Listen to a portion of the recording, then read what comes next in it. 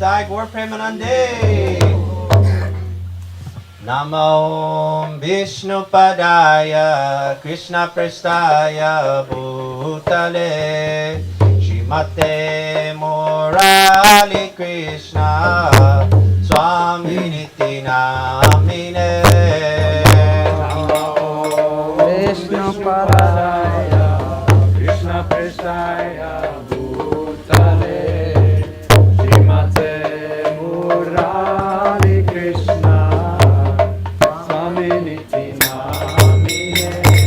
Namo Vishnu Padaya Krishna Prestaya Bhutale Shrimate Gaura Govinda Swami Niti Namine. Namo Vishnu Padaya Krishna Prestaya Bhutale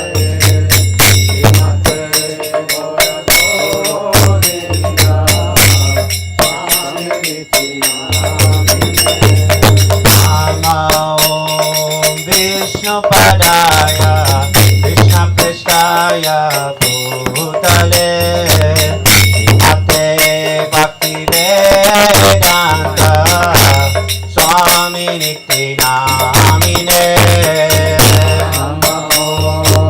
Vishnu Padaya Krishna Prestaya Bhutale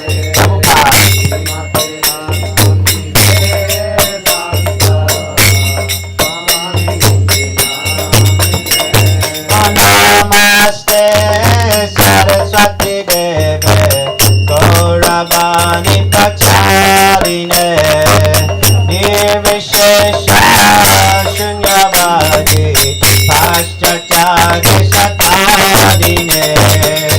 Namaste Saraswati Deve Gauravani Pracharine Nirvishesha Shunyavadi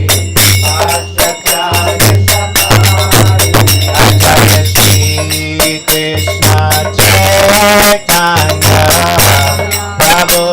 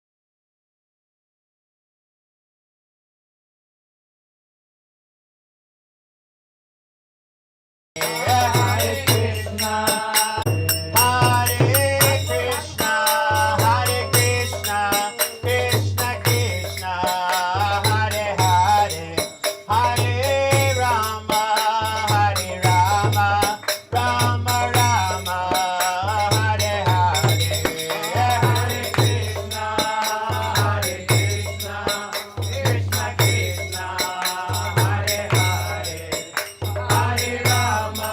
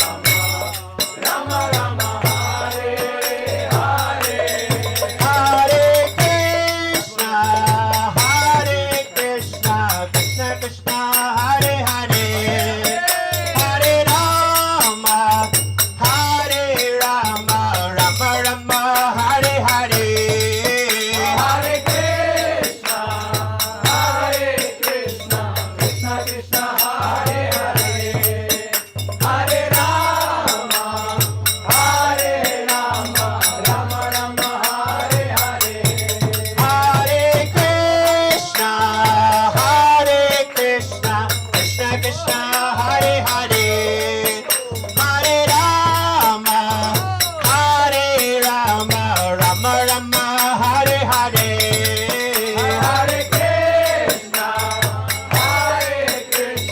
Krishna Krishna Hare Hare Hare Rama Hare Rama Rama Rama Hare Hare Hare Krishna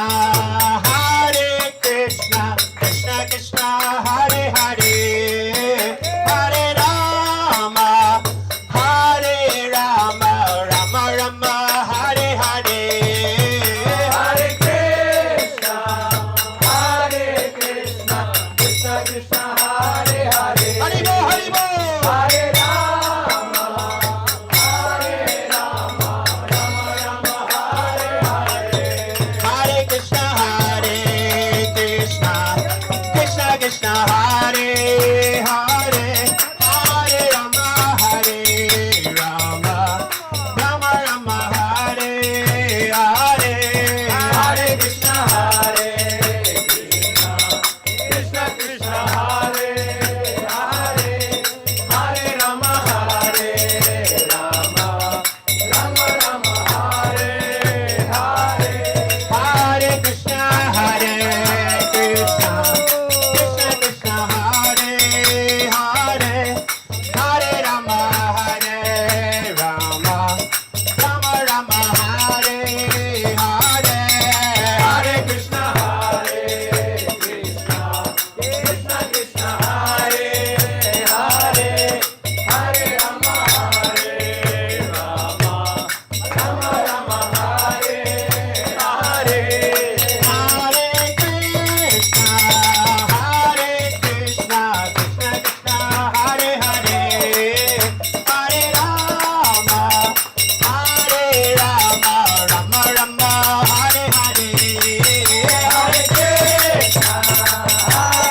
Krishna Krishna Hare Hare Hare Rama Rama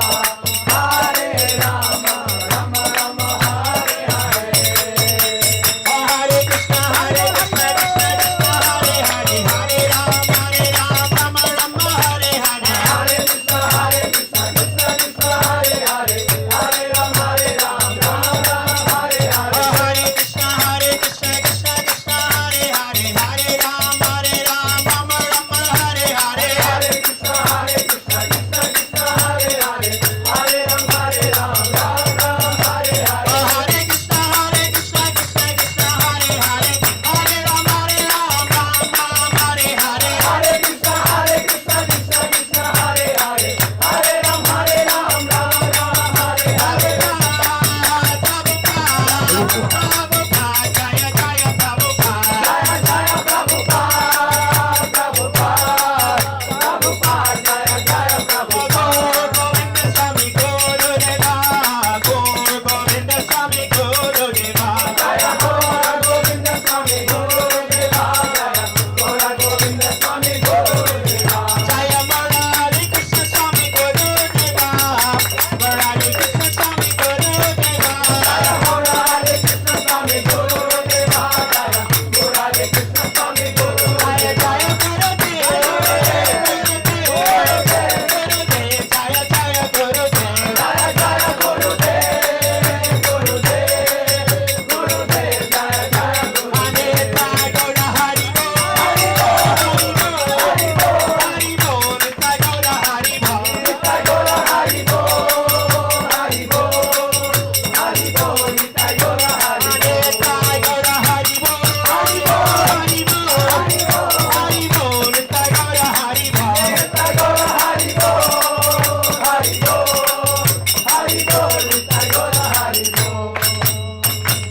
Shri Shri Gaur Nitai ki Jagannath Baladev Lady Subhadra Devi ki Srila Prabhupada ki Srila Govinda Swami Srila Gurudev ki Srila Gurudev ki Samaveda Bhakta Vrinda ki Gaura Premanande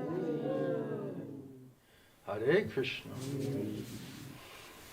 Wow, he got a nice haircut. That looks cool. Now he's part of Mahaprabhu's military. You're in the Mahaprabhu's army now. You're like soldier. That looks good. Now you're ready for the fight, right? Material life means a fight. What are we fighting? Uncontrolled mind and senses. Demoniac birth, Kalashuddha Sambhava, born less than Shudras, Shudra at least doing Daivi Varnashram. I was thinking this morning, how many people in India are doing Daivi Varnashram? Well, to speak of the rest of the world, right? They don't even know what that means, right? So even in India, they're not doing Daivi Varnashram. Some may talk about Varnashram, caste of division of the life, what is your nature. They may have some discussion about that, but it's purely materialistic type of calculation because it's not, first of all, the spiritual intelligence isn't there, so we're overestimating even all of that. So information is, faulty, and then it's not connected to Krishna. And even your religious institution we were talking about yesterday, and we think that because we're here serving in the institution, right, everything's theoretical. Theoretical guru, theoretical information, theoretical disciple, theoretical chanting, right? And then we think we're having an absolute, perfect spiritual result. So the whole thing is completely faulty. And we don't even really know it until someone points it out to us. When I first heard we're spiritually deaf, dumb and blind, I didn't quite understand that because I understood what I was before I joined ISKCON. That I could say that's deaf, dumb and blind. But now you joined ISKCON, you joined spiritual institution, then how, and you're practicing for many years and studying and doing sadhana. So that was very difficult. Not like very difficult, it was just when I thought about the statement, I was like, I didn't quite understand how that was true. And then without the mercy of Krishna, without the mercy of bona fide Guru, without the mercy of the information itself from the Guru Sadhu Shastra, there's no way to realize that reality. So that's part of the illusion, is not getting the mercy enough to understand it from a spiritual, absolute point of view. And until you get mercy of Guru and Krishna, Guru Sadhu Shastra, and purify the consciousness, and get divine intelligence, divine senses, only then can we understand, perceive the difference. Otherwise, like you asked the other day, how do I understand? And I said, you don't, you can't. And it's like kind of like a shocking, kind of a quick statement. But if you really think about how are we going to understand it? If all of it's hidden, it's all revealed scriptures, it's all a mystery, it's all inconceivable, it's all beyond material modes of nature, it's all transcendental, and we're under modes of material nature, how are we going to understand it? And with what are we trying to understand it with? And then how is Maya twisting that information for us to perceive it and realize it in some kind of faulty way? And because, again, we take it as we're trying to be sincere, therefore our understanding is absolute, and then we're just moving in that way. Now, if we are sincere and serious, and we are conscious enough to say it's not adding up, some things don't make sense, where are those devotees like Srila Prabhupada, and who are those devotees, who are following strictly and understanding Prabhupada's instructions. Who are they? Where are they? We're giving everyone the benefit of the doubt. They're dressed like devotee, they're doing seva, they may be disciple, they may be doing sadhana, some gurus, pakka, sadhana. They're on the altar every day worshipping, they're leading the kirtan, they're giving the class, right? They have their own deities, you can't even really compete with this level of sadhana. And then of course, if you hear the kirtan, it's like no shakti. Sounds like wounded animal. Right? Which is very, very surprising. And some of these Maharajas, we wait for the big revelation, and then they go to speak, and there's really nothing really there. Sometimes it's very, very boring.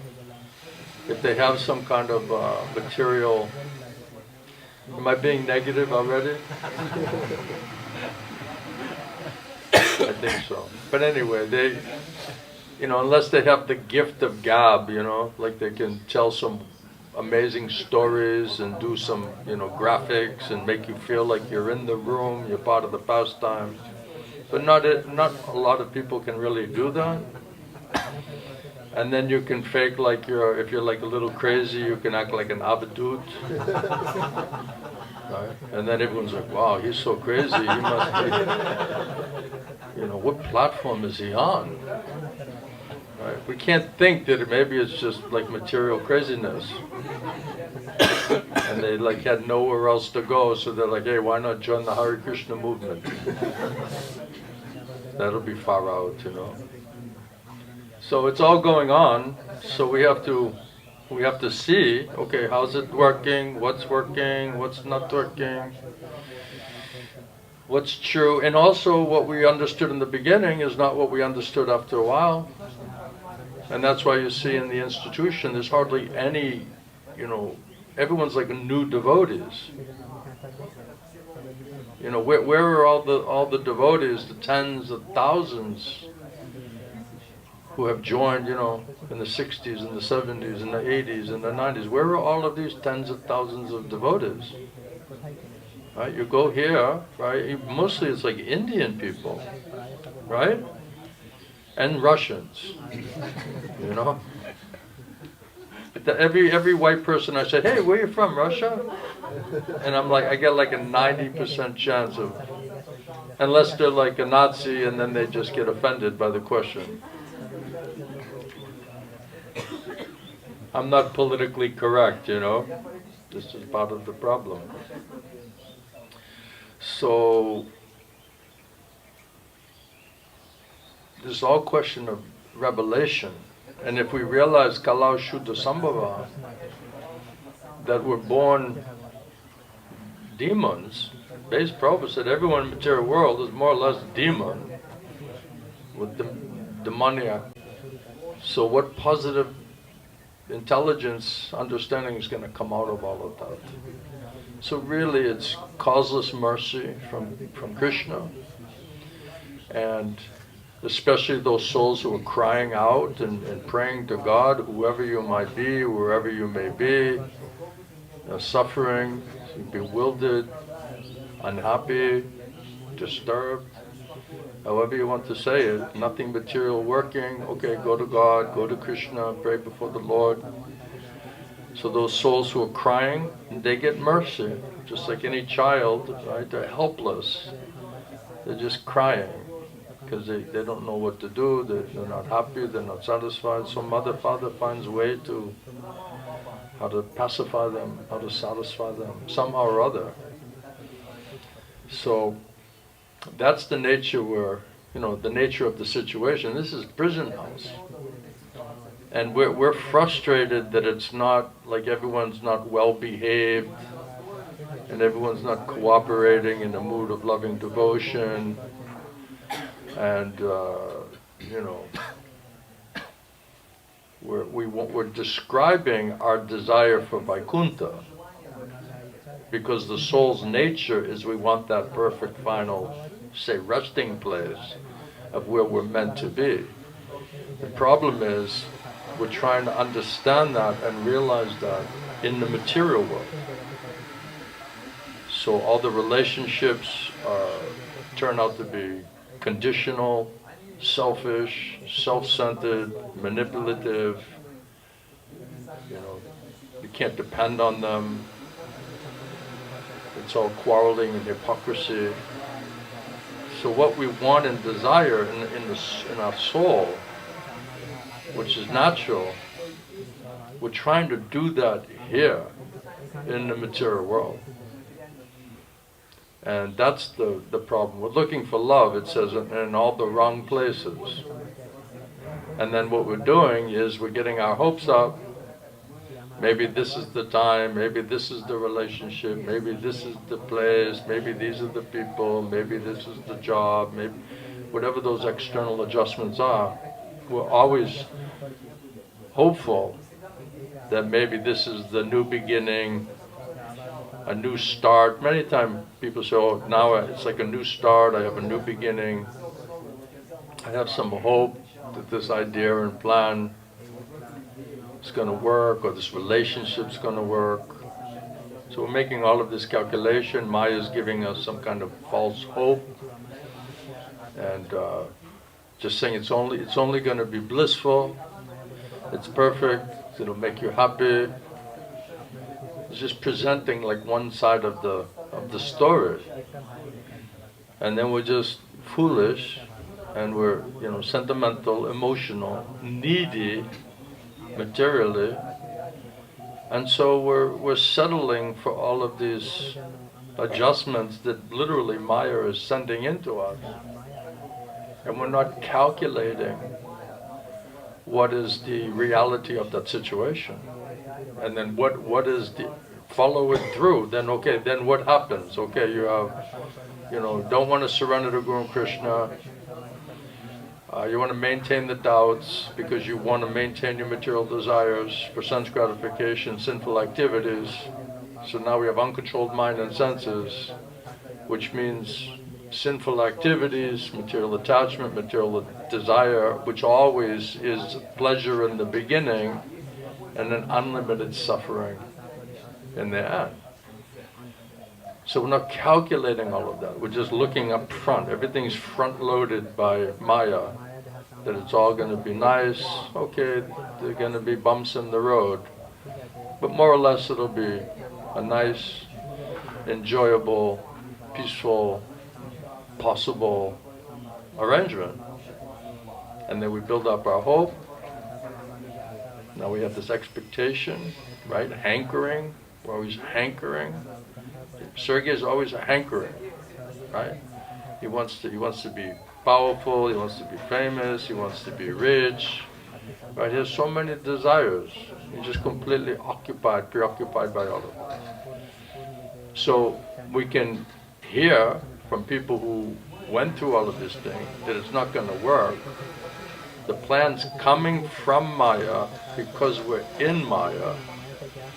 And then Maya is going to make all the necessary arrangements. Krishna is going to make all the necessary arrangements through his material energy to train us up, to show us what is the reality. So Krishna says, okay, human form of life is meant how to purify your existence, how to become God conscious, how to go back home, back to Godhead.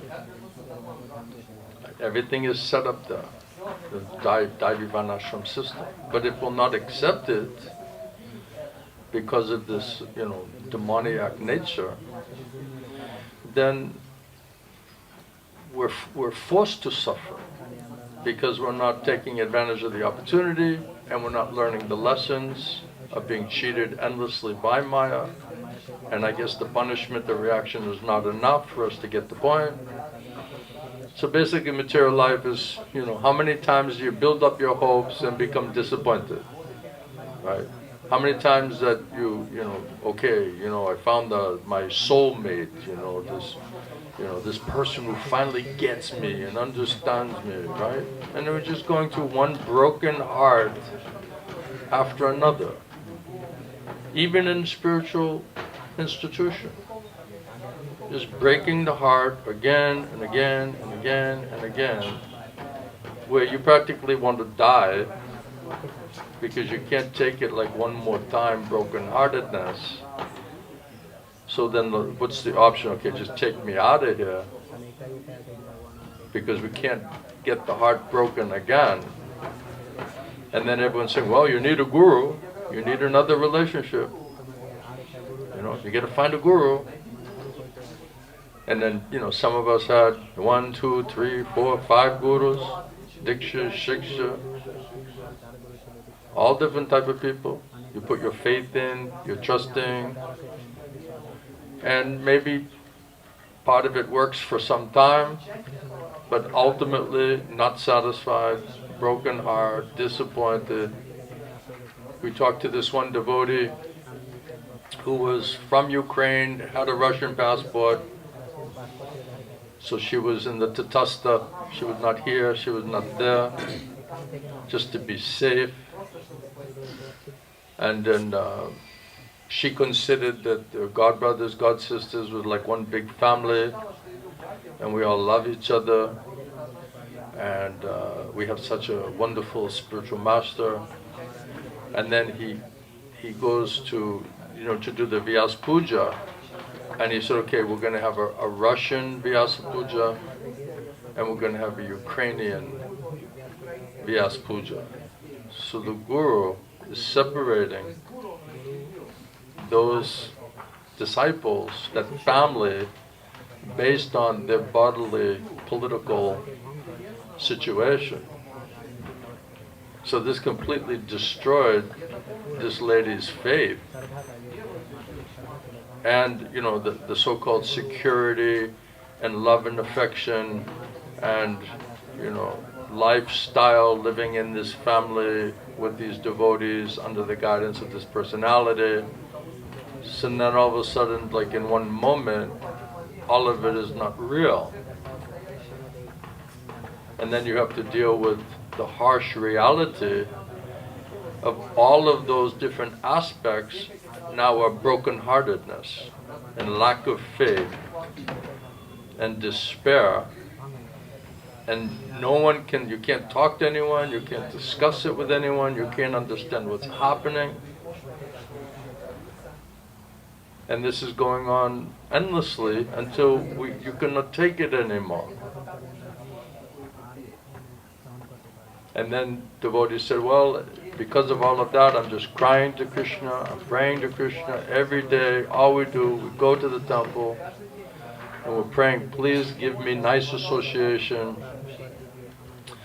of devotees who really understand what is what, to help us, guide us through this mess, through this complete disturbing situation, and then to help us to understand, okay, now what do you do? So this is a very harsh reality to teach us the lessons. And so it's material relationships, material adjustments, and then we're coming into a spiritual institution, but it's materialistic consciousness, materialistically run, materialistic motivation, conditional materialistic relationships, and everything's theoretical. Right? So it's a theoretical institution, theoretical guru, theoretical disciple, theoretical instructions, theoretical mantra. It's all going on, right? And then all of a sudden, what happens when Krishna makes such a situation that it's revealed to you that none of this is real? It's not supporting you. Nothing makes sense. Nothing's connecting. So then you find out it's not the real shelter and protection. And then still uncontrolled mind and senses, unlimited material desires, material attachments, sinful thoughts, sinful activities, sinful reactions, punishments, aparad. Then are we even conscious of that? That's a whole nother question. Are we feeling threefold miseries? enough to say, oh, this is what it means to be a demon. This is what demons do. This is the demon life. Right? Like the thug life. This is the demon life. This is what it means to be a demon. That's also self-realization. I'm in the pastime of being a demon right now. Because the soul's not a demon. The soul is a sadhu. Has all godly, saintly qualities. But if we're not on that platform, and we don't have the strength and intelligence to get onto that platform with mercy, strength and intelligence, and we don't have strength and intelligence to stay on the platform, then we have to drop back down into this materialistic, demoniac, false ego, subtle body, gross body, and manifest all demoniac desires, demoniac qualities, mentalities. That means action, reaction, sinful activity, sinful reaction. Then how does that feel? What is that experience? So basically the process is how to turn demons into devotees. Right? And not just some type of devotee, but pure devotee, premi bhakta devotee. So how do you get the demons, who are the most sinful, lowest, unqualified birth, in this most sinful age in the prison house, completely in the tamagun for the most part, how do you get them to go from that platform to a premi bhakta? And that's the purpose of the human form of life, which no one even understands what is that. Yes, it's the purpose of the human form of life, you know. Develop Krishna consciousness, prem bhakti, and go back home, back to Godhead. Sounds good. Sounds real good. But do we really understand what is that? And do we really understand, is it possible to even have enough of a desire to qualify for the mercy that's required to go through that process, to reach that goal? We're just assuming everything, like it's already done. And we didn't even really start, because everything's theoretical. Maya's got us all spiritually, theoretically engaged. And we're taking it as real. And unless the real comes and slaps us in the face and wakes us up, that's when we realize, oh, that whole thing was also a dream. You know, it was a higher class dream. Right? I was living a pious, instead of just an out and out gangster demon, I was like, for a while I was living this dream. You know, it says, you know, you're living the dream. Yeah, I'm living the dream that I'm a devotee, I'm a pious, you know, well-situated spiritual personality.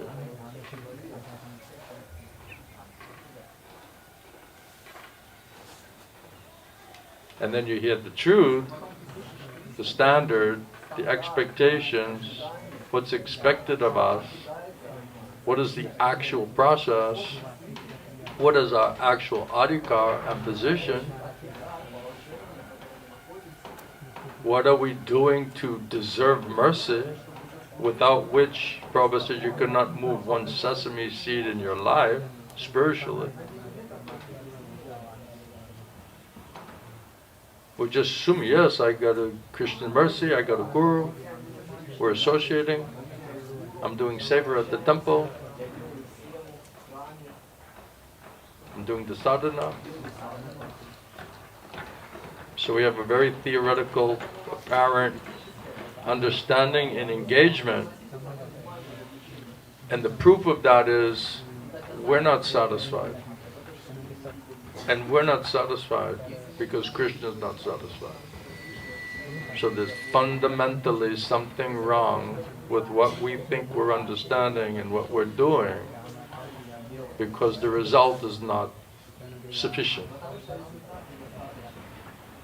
Now, the question is, how badly do we want to go from being a demon to a devotee? We can all say, of course we don't want to be demons.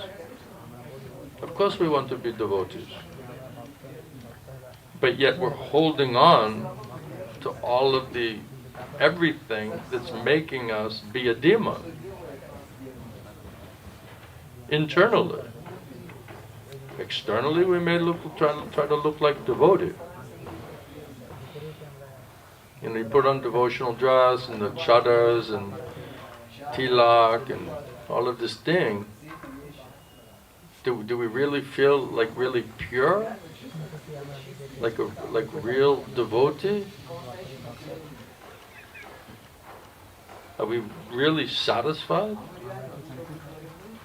Oh, I'm a demon dressed as a devotee, walking around in my theoretical dream of piety in the name of pure bhakti.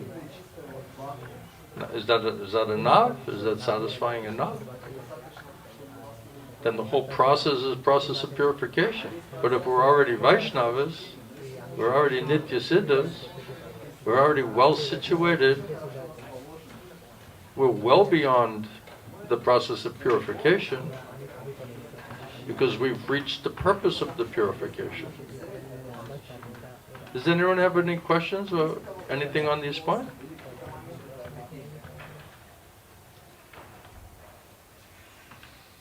Do we want to be devotees or we want to remain demons?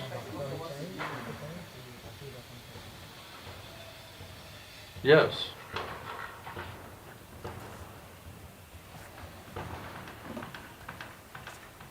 You meet a lot of these preachers, Maharaja, they say, oh, you're the devotees, everybody's a pure devotee. Huh? What? What does that mean? Is that a mouse? It's a what? She's saying it's like a child talking. It's a parents to small child. How a parent deals with a child, like, aren't you really cute, aren't you nice? So and then they make like a demon. Right? These kids are so spoiled. Right? When I was in that hotel, I see all these like rich Indian people in Pune, and they have all their kids. These kids are screaming, just throwing themselves on the ground, demanding, expecting. The parents are running around just like worshiping the kid. The kids just purposefully terrorizing everything. Not just one of them, many of them. Because I'm just sitting there going through this whole lila, and I'm just watching how these kids are behaving like this. It's so disturbing. And how these parents are allowing this type of behavior. It's shocking to me. They're like victims. They're like, what can we do? We're just trying to, make him happy. So it's like there's no training. The whole thing is completely nonsense.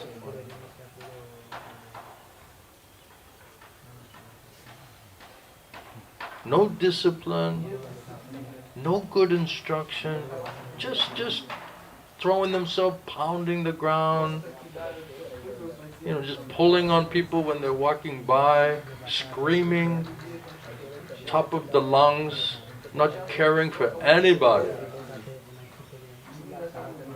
Elders are there, older people are there, respectable people are there. They could care less.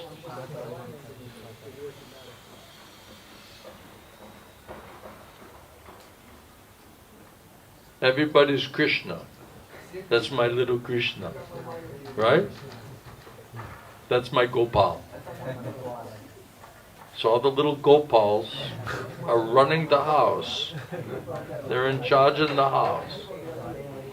And all the little Gopals come out of the house and they go to the school and everyone starts fighting with each other because everyone's saying, I'm Gopal. No. My family said, I'm Gopal. So all the little Gopals, all the little Bhagavans who are being worshipped at home, nobody's even looking at them. Another kid just coming and slapping him in the face with the bad behavior. Right? So you can't slap me like that, I'm Gopal. And then it's like, okay, who's the toughest Gopal?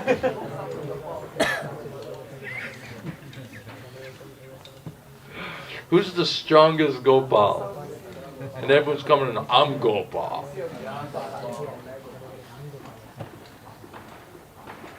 The bully Gopal. And the bully Gopal. So he's got the most pride, right? The most arrogance, the most strength. So he's Gopal. Do you know these type of kids? And the parents are just like,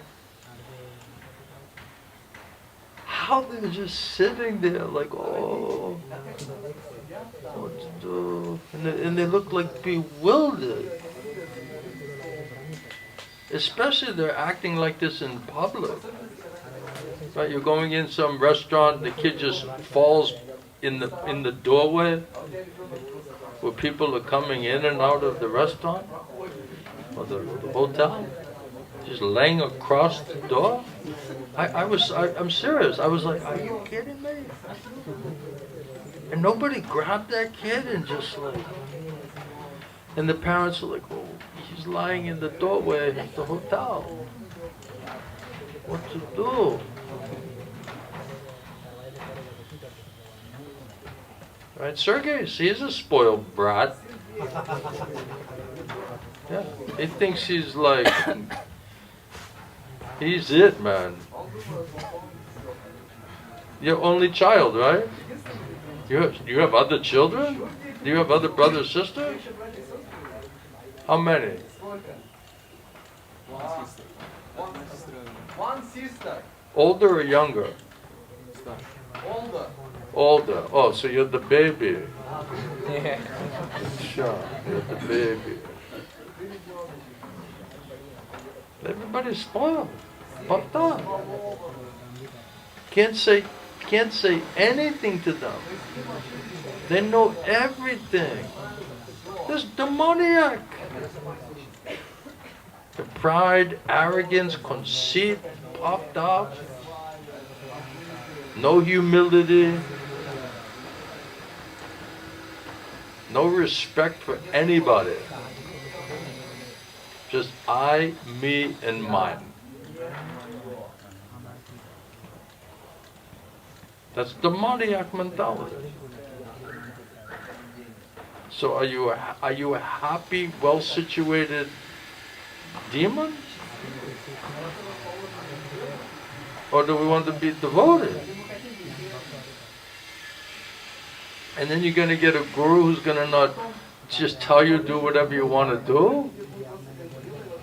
And whatever you do is absolute and Krishna's accepting it because you have love and devotion. You have bhakti. After all, you're from Golok Vrindavan.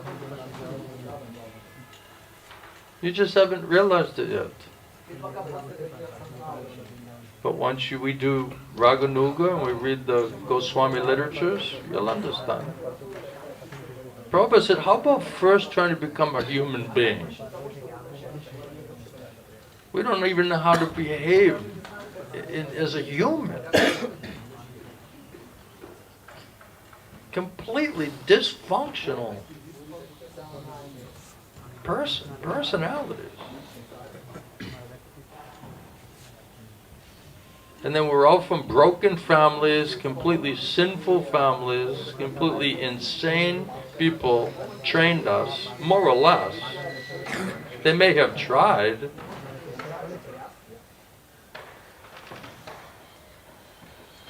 But, and then who were their parents? You know, how did their parents train them? They have no idea. And then every generation is more and more degraded, more and more godless. More and more godless means more and more demoniac qualities and behavior and desires and attachments. So now we're selfish, I, me, and mine, don't care about anybody. It's all about us. The world and everything and everyone should just be circling around us. Nobody can tell us anything. We have nothing to learn. We got it all figured out. That's demoniac.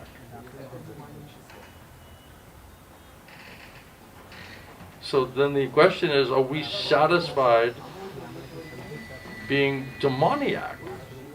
Maintaining demoniac desires, sinful desires, demoniac qualities, behavior, mentality. We're like really happy with that. And Prabhupada says, I'm trying to make brahmanas. Right now we're trying to just make humans. Right? We'll be happy even if you're a Shudra in Daivi Varnashram system, a humble Shudra in the Daivi Varnashram system. That would be an upgrade. That's already an upgrade. Right? We're like, well, I don't know if I want to be part of the Daivi Varnashram system. I'm doubting Krishna, I'm doubting Guru, I'm doubting the process. I don't know if I really want to be a human. I've not quite decided that yet. Let's read a verse. Let's get a little deeper into this topic. Right? Demons and devotees. That's the topic. Demons and devotees. How did the demons become devotees?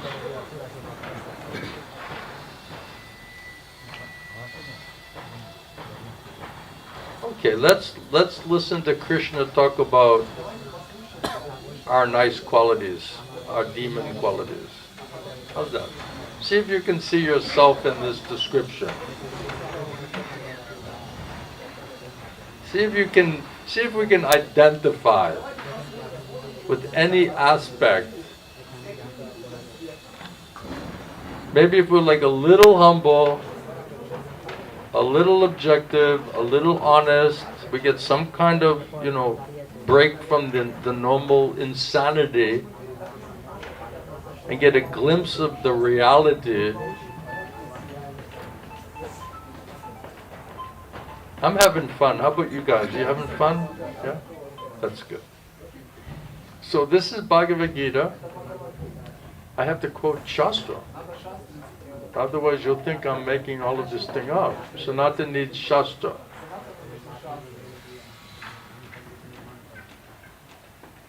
And then he asks questions from the Shastra that make no sense.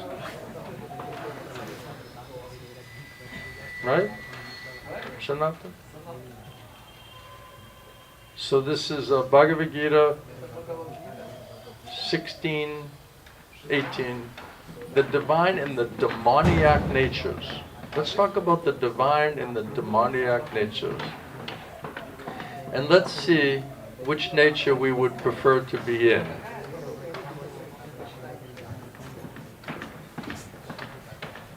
This is text 18. Krishna is saying, Ahankaram balam darpam kamam krodam cha samshrita mam atma para deheshu pradvishanto vyashu yaka. Translation. Those who are bewildered by their false ego, their so-called strength, their pride, their lust, their anger.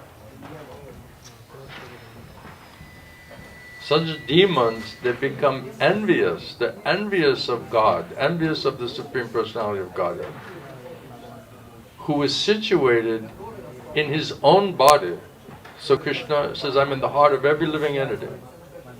But the demons who are bewildered by their false ego with all these demoniac qualities, they're not turning to Krishna within the heart and saying, I am your servant, how can I serve you? They're purposefully, consciously ignoring Krishna, who's within every one of our hearts as a Paramatma, Chaitya-Guru, ignoring, right? Because we don't want to be servants. We want to be the masters, the controllers, independent, owners, proprietors, best friend of all living entities, right? We want to be God. We don't want to be under control. We don't want to be servant. We don't want to be disciple. We don't want to be told what to do. We don't like that role. We're rejecting that role. Demons are rejecting that role. They don't like it. They don't want to do it. We don't want to submit. We don't want to humble ourselves. Sometimes in the older literatures, some Vaishnavas, they would call them slaves. And that word slaves is just like, slave? Are those happy slaves? I was thinking, is there such a thing as a happy slave? But anyway, we are Sanatan Dharma, means eternal servants of Krishna. You have an eternal loving relationship with Krishna based on service. We're ignoring the personality who can tell us what is our service. What is that saying? We're rejecting being a servant. We don't want to come under control. We want to be completely out of control. Do what we want, when we want, how we want. No discipline. We don't like being disciplined. We don't like being told what to do. We don't understand why it's good for us. We're rejecting it. Right? Are you awake? So bewildered by the false ego, so-called strength, intelligence, pride, so much lust, so much material desires, so much anger. Someone doesn't treat us right or look at us right. We're ready to disown them. We're ready to kill them. Of course, you can't show that. You have to do this false, oh, I just want the dust off your lotus feet. Inside you're like, I hate you. I hate you. I'm envious of you. I'm jealous of you.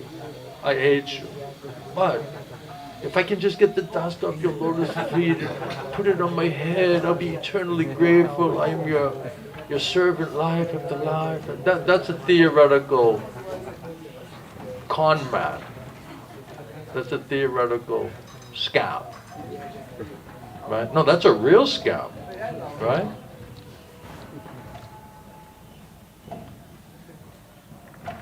And then you hear that, and like we're sitting there saying, oh, those poor demons. Those poor fellows, It's too bad they have such bad mentality. Let's pray for them, you know. Let's pray for ourselves.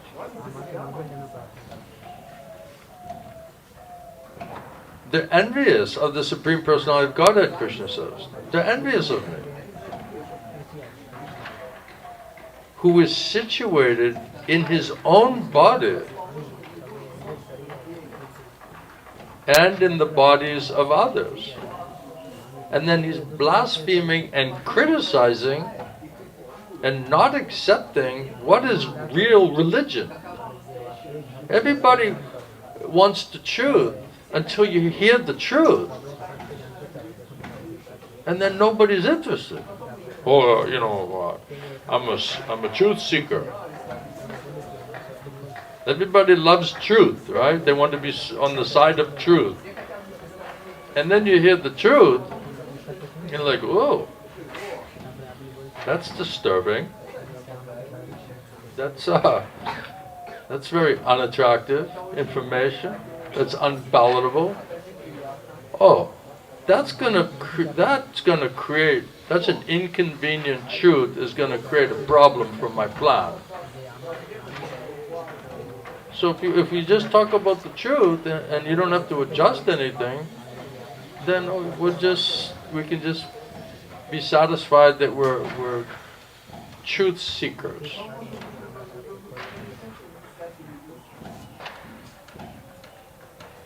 And then when the truth actually comes, and what Krishna wants from us, expects from us as a servant, and we're like, I don't want to do that. I'm not prepared to do that. So then it's someone else's truth, right? That's your truth. It's like Krishna saying, this is the truth. And then we're saying to Krishna, Krishna, that's your truth. That's not my truth. That's your truth. So they blaspheme against the real religion. Even they say, worshipping the devil, that's our religion. That is our God. Right? And they believe that. But is that real religion? Is that the really God?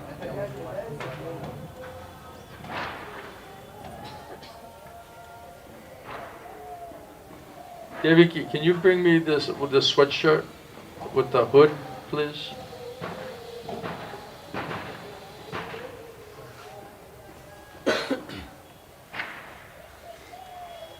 So Krishna says, if you want to forget me, I'll make you forget me. You want to remember me? I'll purify you and give you intelligence, purify your intelligence, help you to surrender and serve properly in a cooperative mood, then I'll reveal myself to you.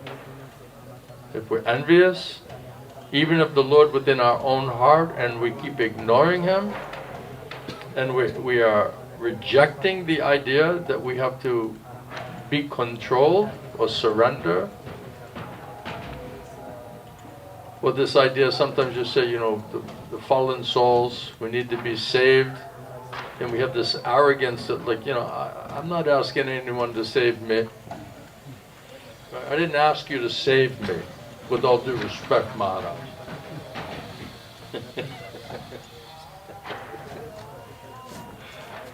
Am I off or what? Am I off? Am I all right? All right, get out of here.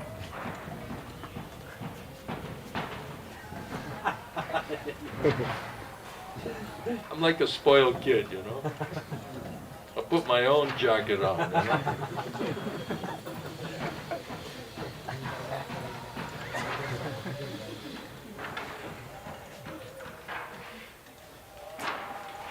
He'll end up putting the jacket on and hit me in the head. I'll get a concussion, you know.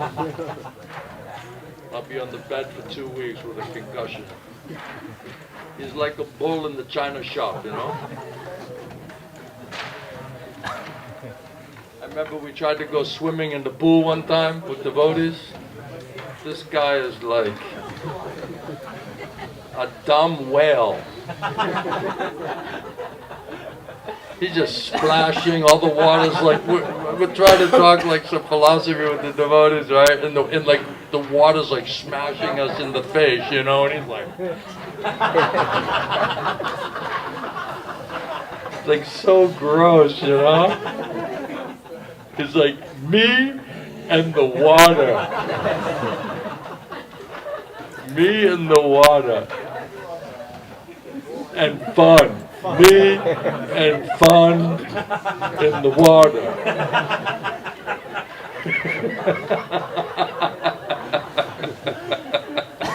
And nothing else exists, you know? Nothing, no one. And you say, Gurudev, you know, he's calling me Gurudev. We're talking about the absolute truth, you know, getting hit with a tsunami. Because he's flipping around like, you know, a killer whale in Alaska, you know? And it's like a small pool, you know what I mean? I mean, all the people are pulling their children. It was unbelievable. And they're all like, look, they're all looking at him like,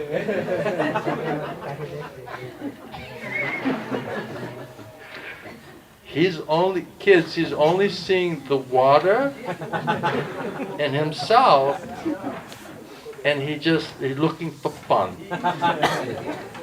He's very focused right now. So we're going to go from that platform to the Shuddha-sattva platform. We're going to talk, what are those topics beyond the material modes of nature? Right, so let's first figure out, okay, are we going to be human beings? Right? And then if you say, okay, I accept I'm going to be a human being. I don't have a tail, I don't have horns. That's a good start. I've decided to join Daivi Varnashram. I'll start off, like when you get a new job, okay, I'll start off as a Shudra. I'll do the needful. Right, then like work your way up. And then try to somehow or other finally become like a Brahmana and develop like Brahminical qualities. And then talk about Shuddha-sattva.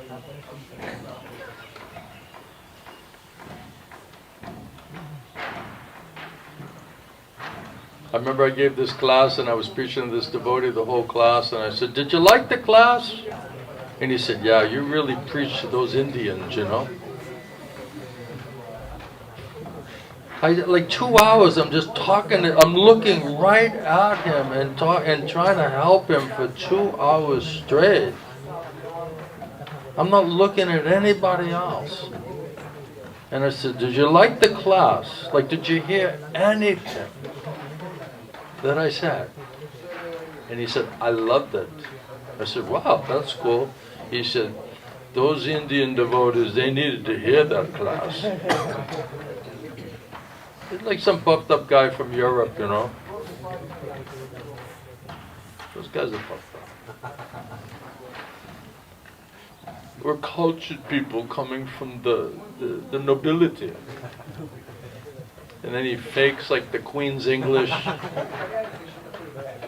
The whole thing's a scam. And the purport,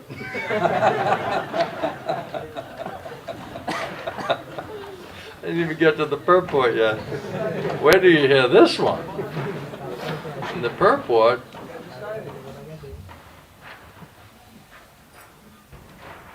now when we're reading this, right, about talking about the demons, right, we're thinking, yeah, you know, this devotee, I have this resentment against this person.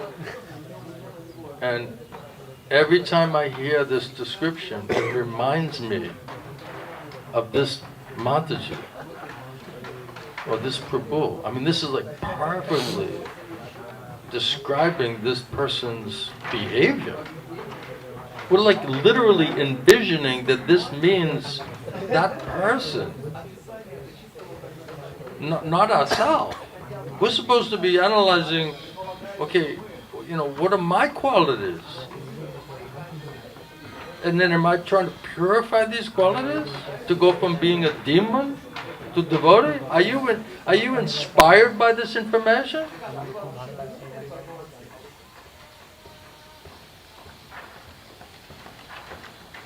You're living in holy dham. So you're not happy, you're not in nice consciousness. What are you doing here? You don't want to be here.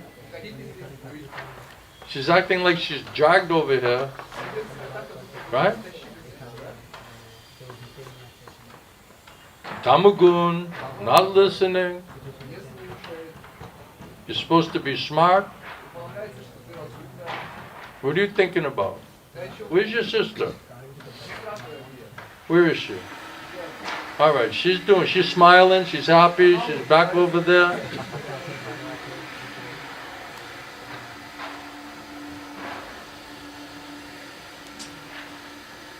Purport by Srila Prabhupada.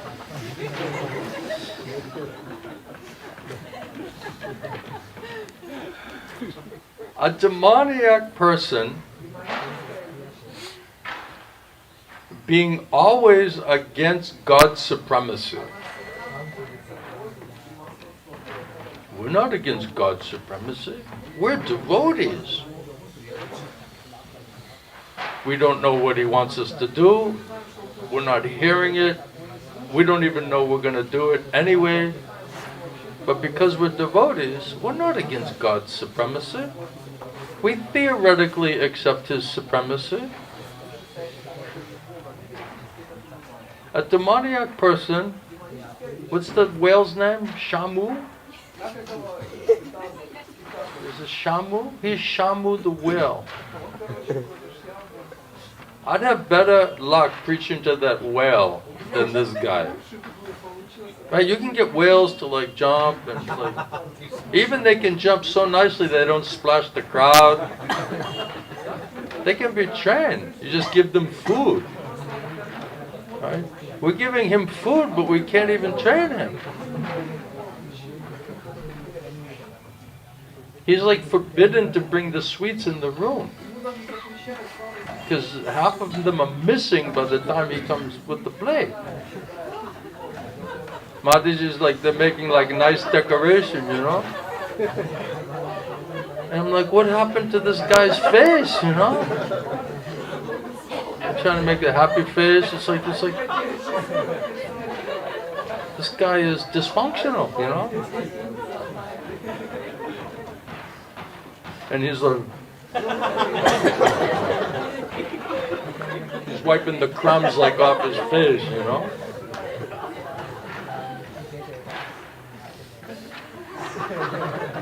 I don't know how that happened.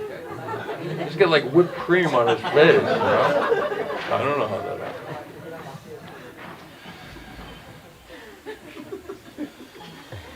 Demoniac person being always against God's supremacy. I'm not always against God's supremacy. Just most of the time. I'm not against His theoretical supremacy. They do not like to believe in the scriptures. They don't like it. Oh, that's his interpretation of the scriptures. You know, that's the way he's reading it. That's his understanding of Guru Sadhu Shastra, right? So we don't like to believe in it. I believe in my understanding of what that scripture is. That I like. But your definition of that scripture, I don't like it, I resent it. I'm challenging it, I'm doubting it. Why? Because I'm intelligent and I'm independent. And that's what I've concluded. So we don't like it?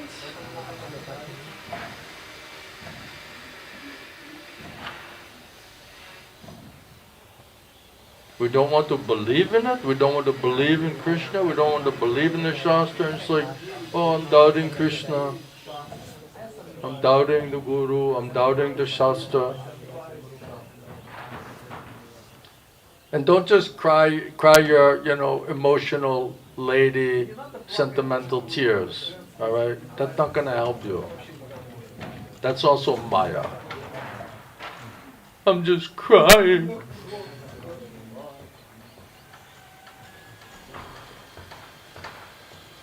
Makes me feel better. I need a friend I can cry with. We cry. Just some emotional sense gratification. I asked the Matajis, I said, are you crying for Krishna? And they said, no, I'm crying from my mother.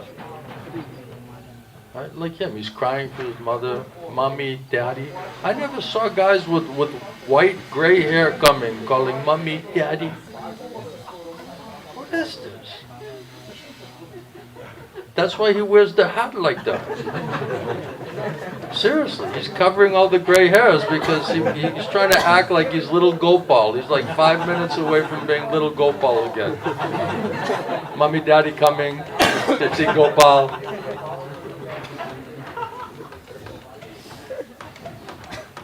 I can't wait to see them. I hope they brought presents for me.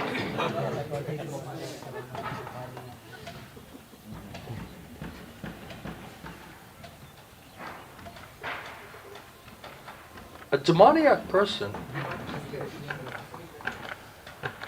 is envious of both the scriptures and the existence of the Supreme Personality of Godhead. We're devotees. We're not envious of the scriptures. Then why we don't accept it? Why we not follow it?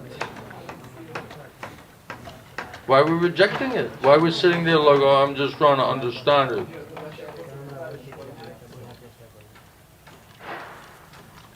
This is all caused by his so-called prestige and his accumulation of wealth and strength. So many times people, they just want wealth and they want strength so that their prestige will be recognized. So the prestige is actually more important. The wealth and the strength, that's just the means to get the prestige. Sergey, who are you trying to impress? Huh? Are you trying to build up your self-esteem? Or is that built up enough?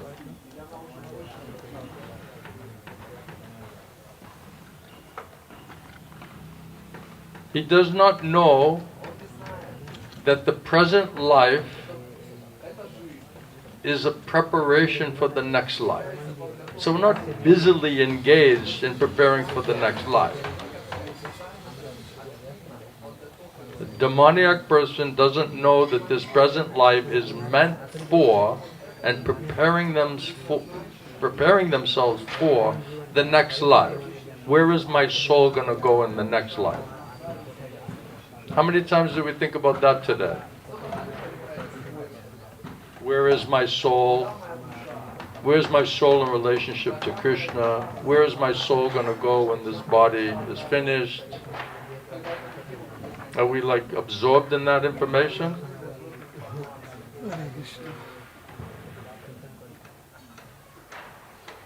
And therefore, not knowing any of this, because of the false ego, he's actually envious of his own self.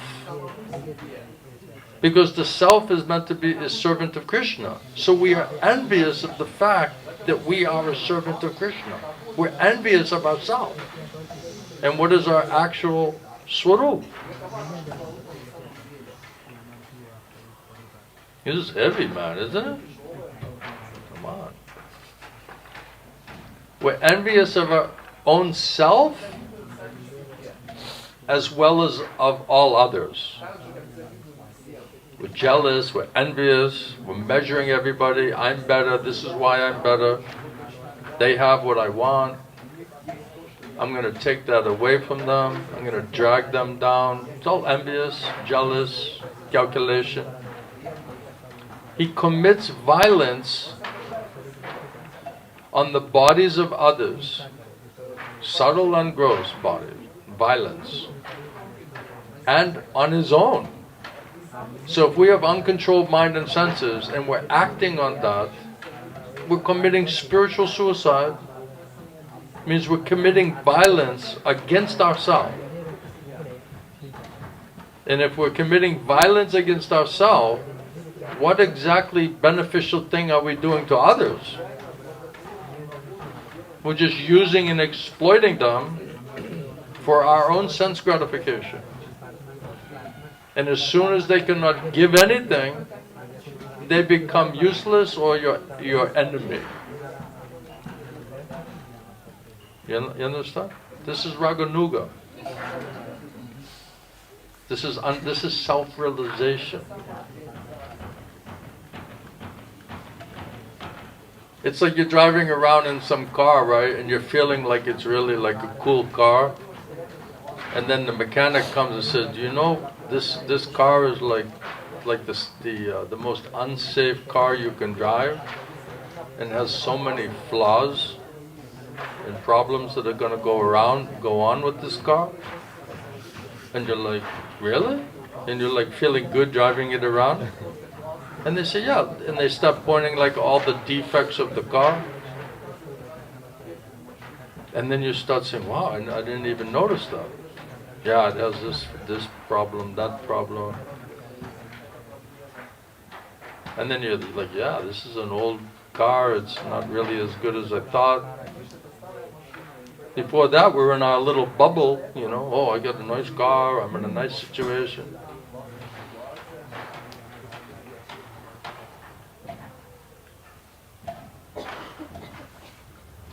Especially you have a young body. Everyone know I'm beautiful, I'm handsome. Everyone's puffed up. And all of a sudden, old age is creeping up. Right? And then you start acting, then you start realizing like, I'm invisible.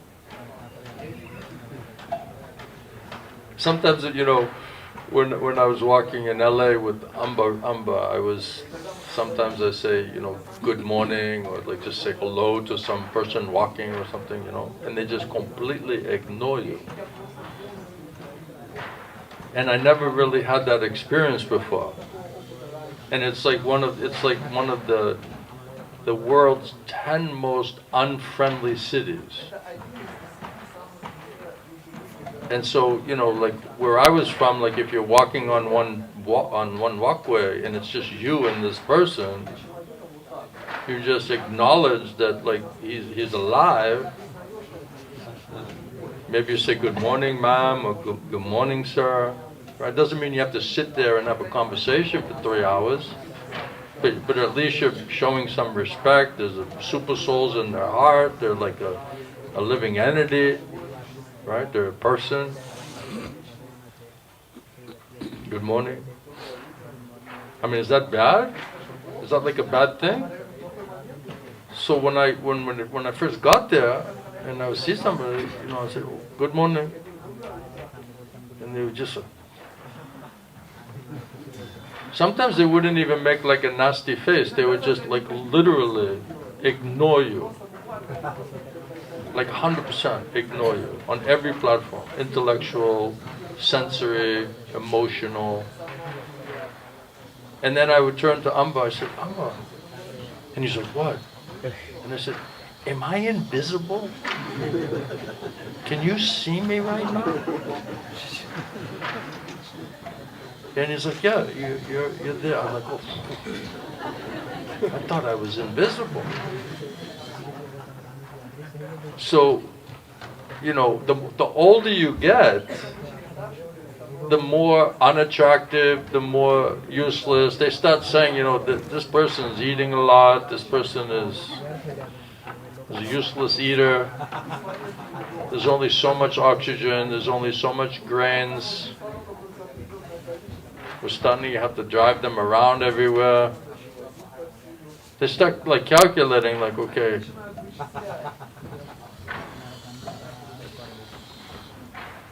maybe I'm just talking about American culture, I don't know. Because I see in other places, maybe people don't think like that about the grandmother and father, mother. they're getting old. What? Push them in the home. Yeah, you got to put them in the home. And then the government says, you know, they got COVID. Right? And they got like they have like sheets of plastic. Right? The kids are showing up with like trash bags on, you know, goggles, trash bags. Right? The grandmother, you know, waited the whole life, you know, they just want to see the grandkids, you know. And then they're reaching their hand, you know, with the plexiglass, you know. So the kid's hand is hitting the plexiglass and grandmother's hand is hitting the plexiglass. And the lady's like, you know, she's like in a, you know, old nursing home, completely drugged up to the max. She looks like she's out of her mind, you know. My sister was a nurse in the old age home. All they did was go around and just give like all the drugs to these people, you know. And all the people were walking around like zombies, you know. And then they're like, okay, let's play with the ball. You know? They're all on morphine, right? They're throwing this ball. It's like hitting them up the head, you know. It's like, you know, where's your family? I don't have a family, you know. They came and we touched the plexiglass, you know, that's all I need, you know.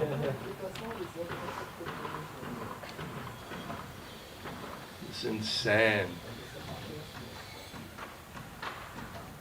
What are we talking about?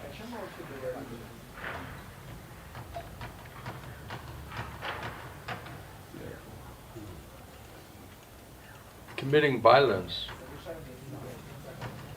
self-destructing, self-destructive, self-sabotaging ourselves because of the uncontrolled mind and senses.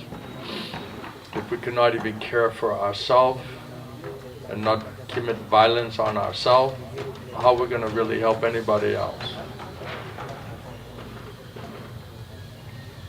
It's like we're committing suicide, and then we're going to the family and saying, "Is there anything I can do to help you?" You're like a crazy person. You're committing suicide. Your life is basically, you know, a disaster waiting to happen, right? It's like you're in the process of being in a train wreck. You know, so before the train hits the wall, you're just going, you know, is there anything I can do to help you? No, just try to survive. Try to survive. That will help me.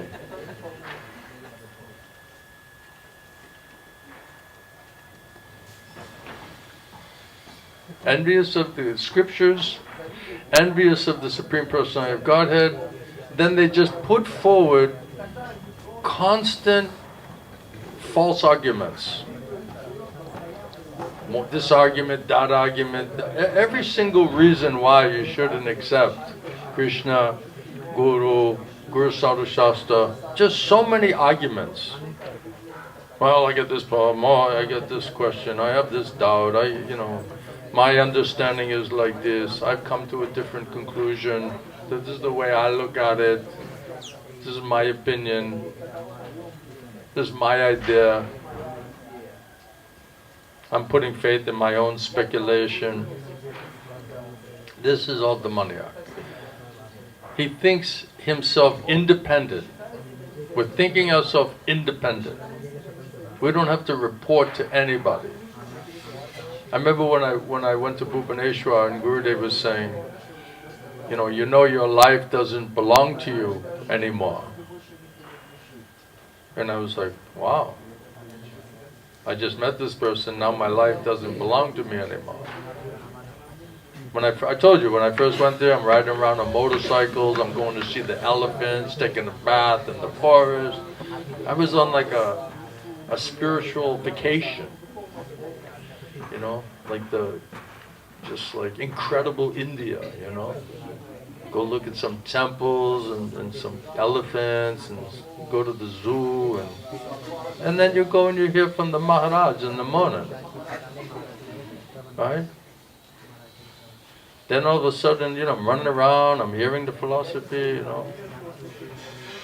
going to see the elephants, we're jumping off of the cliff into the water, and the elephants are there. It was like fun, And then I just go back in the class.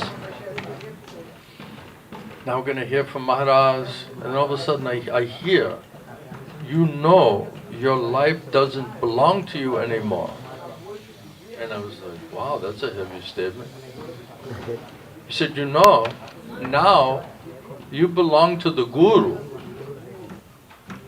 And I was like, wow, now I belong to somebody else.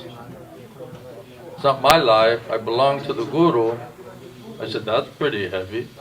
And he said, and you have to be prepared to die for that person, for that Guru, if you want Krishna Prema. So that's like the real price for Krishna Prema versus the theoretical price. Theoretical Guru, theoretical disciple, theoretical temple, theoretical bhakti, theoretical holy name, Raganuga Bhakti, Nitya Siddha. So we're not ready for that. That's why we're like, okay, now this is getting heavy now. Right? Prabhupada said just come, chant, dance, take prasad, go back to Godhead. Now my life doesn't belong to me. Now Gurudev said, now you're like a bull, you have to put the ring in its nose. Right? And the Guru is trying to control you. But you're like a wild animal. Because you're not wanting, liking, cooperating with being controlled. And why? Because we're thinking ourselves independent. He thinks himself independent. I'm not a servant, I'm not a disciple. I don't have to accept any of that. And I'm powerful, I'm capable. I don't need all of this to survive, to live, to be happy. And then they think, since no one can equal him in strength and power or in wealth, whatever material asset we think we have, that demon is thinking he can act in any way, whimsically, and no one can stop him. We don't want to be stopped. We don't want to be checked. We don't want to be directed. We don't want to be controlled. And this way, I'm not envious of Krishna. I'm not envious of Guru. I'm not envious of the scriptures. Because we're devotees.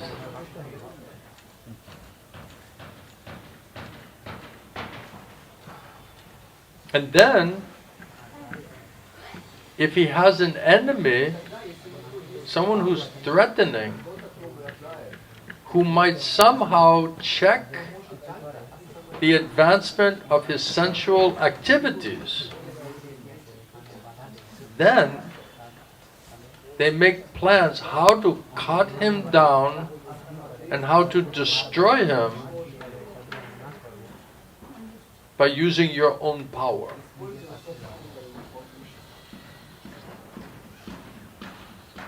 So, if Krishna and Krishna's devotees are trying to check us in the midst of our spiritual suicide,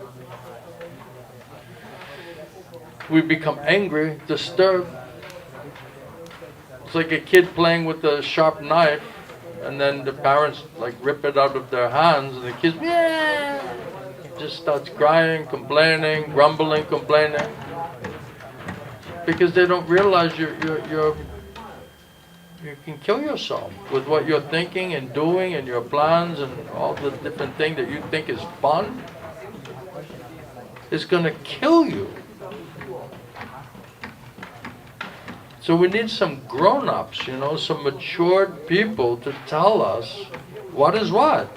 But we don't want to hear it. We don't want to listen. We want to be rebellious. We want to do what we want to do. then officially say, yes, we're devotees of Krishna, yes, I'm disciple of that Guru. But because of this demoniac nature, desires, attachments, qualities, this is not even allowing us to be a human being in Daivi Varnashram system. We are official members of the Daivi Varnashram club. We're not in the club, but we're like aspiring club members. Right? We're like on a 6-month, see if you want to join the club. What's it called? Probation. He's in probation mode.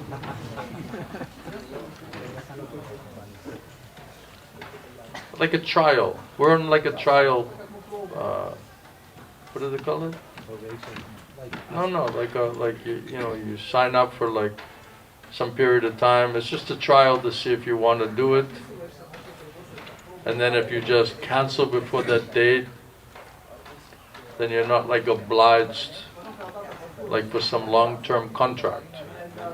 Yeah, so we're like on a trial membership. Like, okay, I'll go for some time, see how it goes. And then you say, okay, when does this trial membership run out?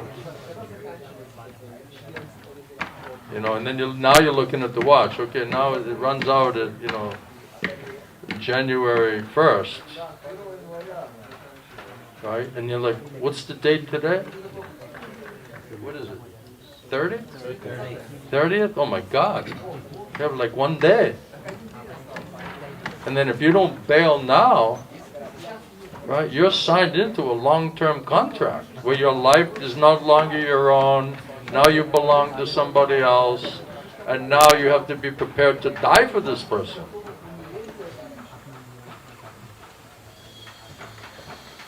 Am I getting carried away, Sham? A little bit? It sounds unbelievable. It's like outrageous, right? It's shockingly outrageous information. Why is all the gurus not preaching that?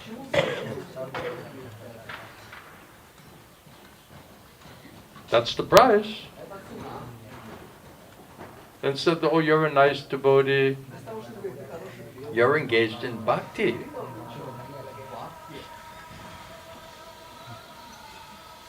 It's like a bunch of crazy people, like, taking LSD and some heavy drugs, It's just like how they're talking. Oh, we're in bhakti. You're in the bhakti.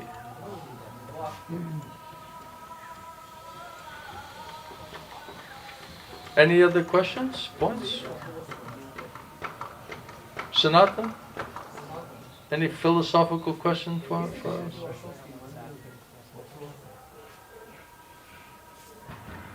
The Titanic were sailing yesterday. Huh? The Titanic. He wants to hear the story about the Titanic. The Titanic? Ask the whale.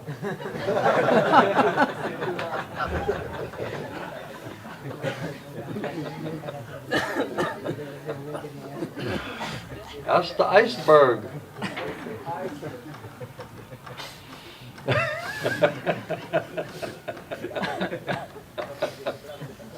What is that relationship between the iceberg and the Titanic? But there was many very important people on that boat, and they were going to do something against this globalist banking cabal.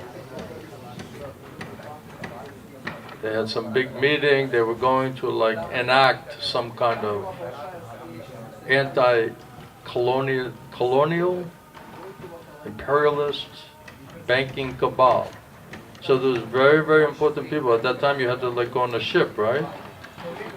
So they were going there to have a meeting, to enact all of these, so they take it as a challenge directly to their sense gratification in their one world government, and somehow or other there was it sank, and they all died.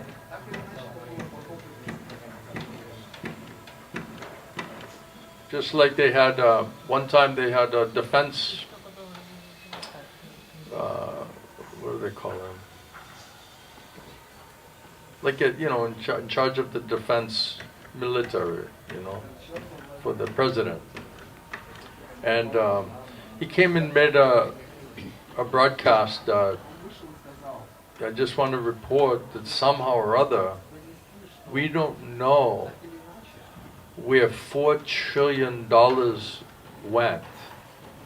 So he's making like a public announcement that somehow or other, when we did the books, like at the end of the year, like somehow or other, like $4 trillion is like missing. And he's just coming out like he's just making like this announcement, right? Just like, end of the year, accounting, somehow, and it's not like, it's like $400 or $4,000 or $40,000, $4 trillion missing. And he's making a public announcement saying that, we were looking everywhere for it. And it just, we were like lifting everything up, everything, we couldn't find it, How much is 4 trillion in Indian rupees? How would you say that?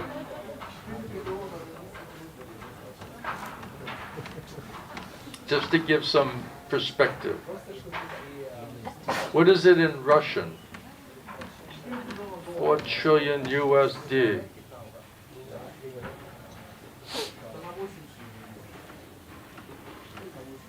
You don't even know how many zeros that is. 320 trillion rubles. 320 trillion rubles. That's even more. So the point of the story is, this is just what the demons do, right? So then they made this group of people, and now they're going to have like an investigation to find out like what happened to that $4 trillion. So all these people were working in the Pentagon, and they were working in some area of the building, right? And remember 9/11, they had these buildings came down, and supposedly these guys from different countries flew these planes into the building. One of the planes supposedly hit the Pentagon. And when it hit the Pentagon, the place that it hit in the Pentagon was exactly the offices of where all the people were investigating what happened to that $4 trillion. $4 trillion. Of all the places you could hit in that building, isn't it unbelievable that those Saudi Arabian pilots who just learned how to fly 747s, decided to go over the parking lot, over the grass, 10 feet off the ground, and just hit that part of the Pentagon and blow up those offices and those people and all the paperwork. It's amazing. How could that paperwork get blown up like that? What are the odds of that?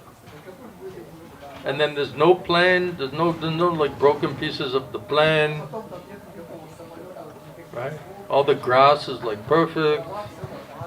Like how does a 747 come 10 feet off the ground and like all the grass is like perfect? So it was a missile. Someone like literally shot and blew these people up. And all the evidence and all the paperwork, and then everyone's like, what to do?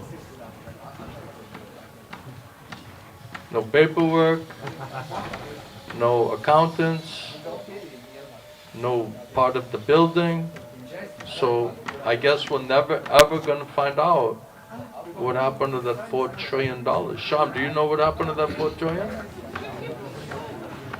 He's wondering, like, let's go find it. Let's see if we can find that. So it's one of these type of situations, like and the thing is, because these people control all of the media, whoever's in power writes the history books, and they control all of the media. When these guys, these oligarchs took over in America in 1920s, 1930, Industrial Revolution, the first thing they did was they bought every single newspaper and every magazine company in the United States. So they didn't have television, they didn't have social media, right? So whatever the means of communication, they just literally bought everything. And then you control whatever is written in the newspaper, in the media. So almost everything is not at all that we were told that it is. And that's all gonna come, that's coming out, that's more and more and more is coming out about it. None of it makes sense.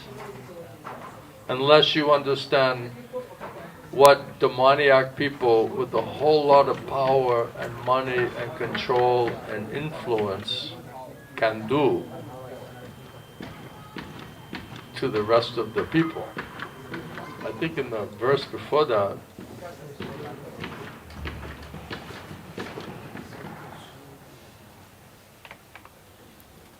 Krishna was talking about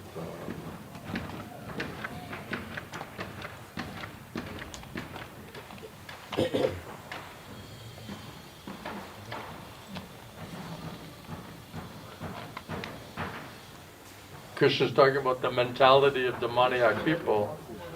So much wealth do I have today, I will gain more and more wealth according to my plans and my schemes. So much is mine now, and it will only increase more and more into the future.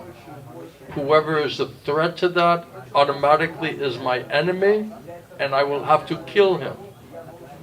And my other enemies, whoever becomes my enemy, they will also be killed. I am the Lord and controller of everything. I am the enjoyer. I am perfect. I am powerful. And I am happy. I'm the richest man. I'm surrounded by aristocratic relatives and friends. There is none so powerful and happy as I am. In such a way, such demoniac persons are completely deluded by ignorance.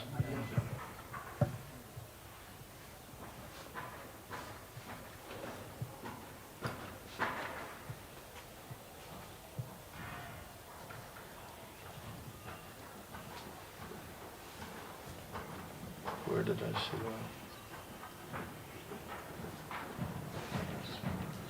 that? They believe that to gratify the senses is the ultimate purpose, even to the end of life. That this is the prime necessity of human civilization, is just to have unlimited material sense gratification. And as a result of that, there's no end to their anxiety. They're always in complete fearfulness and in a state of anxiety. They're bound and caught up with hundreds and thousands of desires, lust, anger, and they secure money by all of these illegal means for that sense gratification.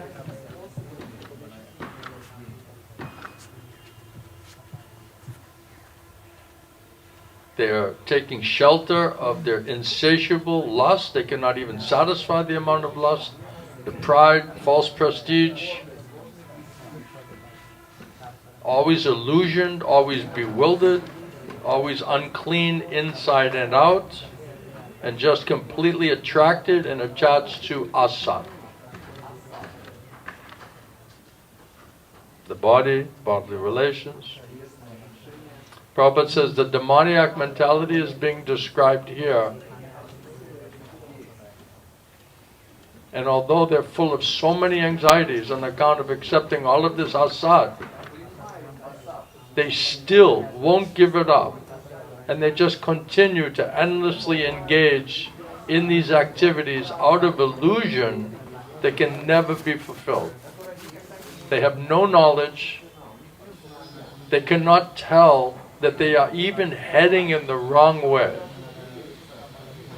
They're accepting all of these non-permanent, all of these material asat things. Such demoniac people, they create their own gods, they create their own songs and hymns and chant accordingly. And they just become more and more attracted to sex life, gross and subtle, sense enjoyment and accumulation of material wealth. They create principles of religion that are not at all approved by Vedic injunctions. It's all artificial. And then they create false honor for themselves and others. They're all gliding towards hell, but they consider themselves very much advanced. They have no idea what is what, because of this demoniac false ego platform. And if we don't have mercy of Guru Krishna, how will understand it? These demoniac persons, Krishna said, they are lost. They're lost into themselves. They have no good intelligence. They're engaged in all unbeneficial or violent work against themselves and horrible works meant to destroy the world. This is very fitting description nowadays, isn't it? This just shows you these people can do anything. When I saw these buildings come down in New York, I was in Vrindavan, and some devotees, they came and they told me, that these planes not, hid into these buildings. So they went into one room. I was paying obeisances. And someone, when I got up, they told me that. So they said, they brought me into one room and they showed me, how these planes had just hit this building in World Trade Center in New York. And all of a sudden, those buildings came down, one after another, just directly inside of itself. And as soon as I saw those buildings came down like that, I said, this is impossible. I'm no engineer, I'm not a scientist, but I know enough. And Krishna gave me intelligence to understand this is absolutely impossible. This cannot happen like that. And it took me, many years later to gradually start to understand. Even when different Russian devotees were telling me it was an inside job and it was like, it's not really happened like that, I was doubting. But it was enough that I was like, why are people saying like that this is not real? So then I prayed to Krishna and I got information. I understand that this is all internal, governmental, false flag event, so they could blame it on the countries in the Middle East because they needed an excuse to invade those countries, because they wanted to take over those countries, take all their oil, all of their natural resources, so they had to make them enemies, right? So now, because they did that, now we have to go there in those countries and we have to find these demons who, destroyed these buildings in the New York City. So they purposefully made this kind of religious war between, the so-called Judeo-Christian West and Muslims in the Middle East as a pretext to start that war. And from that, then they could invade all of these countries and take over all of those countries in the Middle East and overthrow their governments. They tried to do the same thing in Syria, and then Russia stepped in and stopped it. I said, no, you're not doing this in Syria. So anyway, it's a long story. But this really just shows what the power and the nature of this demoniac people, what they can do. How dangerous are these people? This is, Krishna himself is saying that these demons, this is what they can do. They are lost in their own false egos. They have no good intelligence. And they just, because they have no good intelligence, they simply engage in unbeneficial and horrible works meant to destroy the world. And Prabhupada says in the purport that the demoniac are engaged in these activities that will lead the world to destruction. The Lord states here that they are less intelligent people. Those materialistic people, they have no concept of God, yet they think they're always advancing. They're advanced. But according to Bhagavad Gita, they are unintelligent. They are devoid of any and all sense, good sense. They're simply engaged in trying to enjoy the materialistic world and their senses to the utmost limit.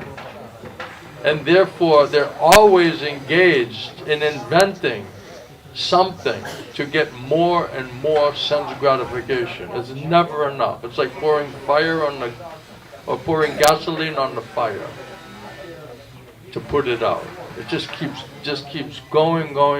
So it's insatiable, means you cannot satisfy that amount of lust for power and for sense gratification. Such materialistic inventions, all of this technology, all of this different higher levels of sense gratification, they are considered to be advancement of the human civilization. But the result is that the people are growing more and more violent and more cruel to the human beings, cruel to the animals. They have no idea how to behave toward one another.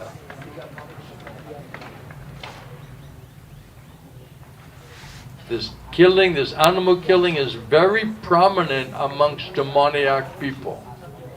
Such people are considered the enemies of the world, because ultimately they will invent or create something which will bring destruction to everybody. This was written in the 60s, right? Prabhupada's purport. And Prabhupada says, indirectly, this verse spoken by Krishna anticipates the invention of nuclear weapons, of which this whole world is today very proud of, and at any moment war may take place, and these atomic weapons, they may create havoc for everyone. Such things are created solely for the destruction of the world. And this is indicated here by the Lord himself. Due to their godlessness, such weapons are invented in the human society, and they are not meant for the peace and the prosperity of the world. So this is being spoken just before Kali Yuga. So you have such unintelligent, godless people committing violence against themselves and others just to fulfill unlimited amounts of lust and greed for gross and subtle material sense gratification, and anyone who's a threat to that or in the way of that, they need to be destroyed, killed. And that's the world we're living in. So everything here, everyone here is a demon, more or less. So we're supposed to be entering the process of purification, this tapodivyam, divine austerity, in order to purify these demoniac qualities, in order to get closer and more pure to the soul platform, which can manifest more and more divine spiritual desires, mentality, behavior, qualification. This is a process of purification. Whole Daivivan Ashram system is how to purify our existence, elevate the consciousness, so that at the time of death, to overcome the cycle of birth, death, disease, and old age, we'll be able to fix our consciousness in Krishna consciousness to determine where our soul will go when we leave this body. That's the point. That's the point of the human form of life. We have been so programmed for what we're considering to be the point of the human form of life. When you hear the actual purpose of the human form of life, it seems unbelievable. It seems like not even a possibility that that's the real purpose of why we have a human form of life. Because everything and everyone from every waking moment of consciousness that we have in this life is, this is what is the purpose of this life. Right? Get an education, do some religiosity, get an education, get a good job, make a lot of money, build a family, have all your material, material life, material sense gratification, collect as many things and toys as you can, that we can enjoy different levels of sense gratification, and then you die. That's what we're trained. So everyone, every authority, every teacher, every family, even in the church, every single step of the way, we are brainwashed. And Prabhupada said, I was reading in one audio where Prabhupada was saying, with all of my traveling all over the world, I can understand there is not one university in the world which is teaching what is the purpose of the human form of life, to purify your life, your consciousness, to get ready to leave this body in order to get a spiritual body to go back home, back to God. Not one place is teaching that. So then when we finally hear that, we're like, okay, logically, spiritually, theoretically, that sounds smart.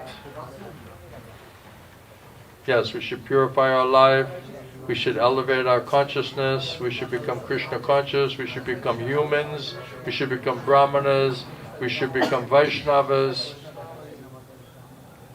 we should become Manmana Bhava Mad Bhakto, only think of me, be my devotee, Krishna says, and develop love for me.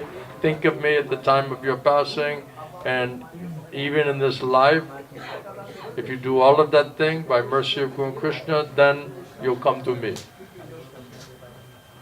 So we have literally spent the whole life not hearing that, not understanding that, and now we have to make this the purpose and the goal of why we're in the human form of life. That's not going to be easy.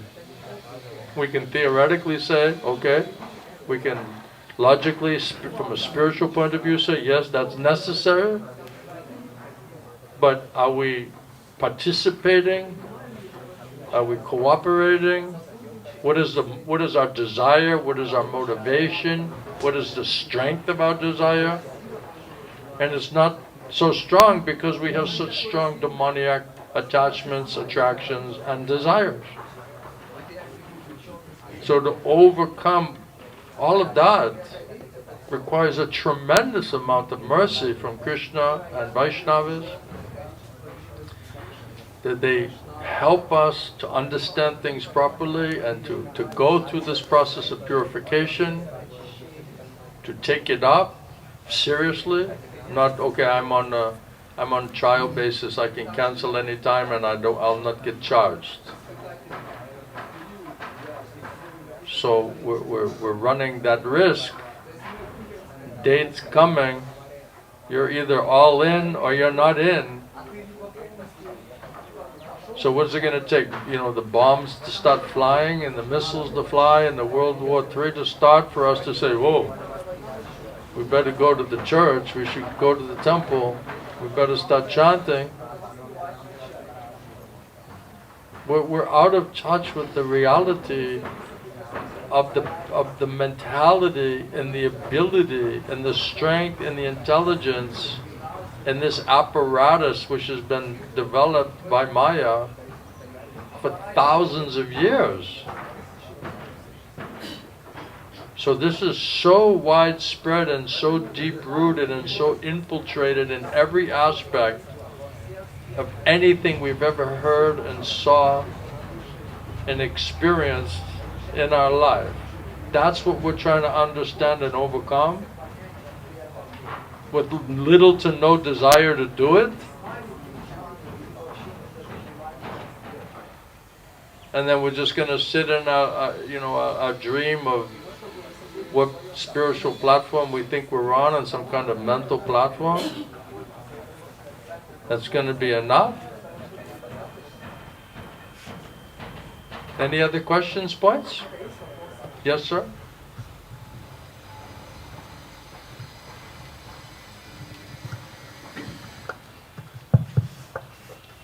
Hare Krishna Gurudev. पिछले Are we disgusted being demons yet? Is it getting to disgusted point? Or you're just dressing up, looking like the best possible demon that you can? Yes. पिछले 1-1.5 महीने से क्रोध बहुत आता है और क्रोध पे नियंत्रण नहीं रहता, और जब बाद में क्रोध शांत होता है तो पता चलता है कि किस बात के लिए क्रोध किया वही मालूम नहीं रहता. Hare Krishna. So Prabhu is asking that since last 1 or 2 months, Who is this Prabhu? he's Asutosh Prabhu's brother, cousin brother. Acha, okay.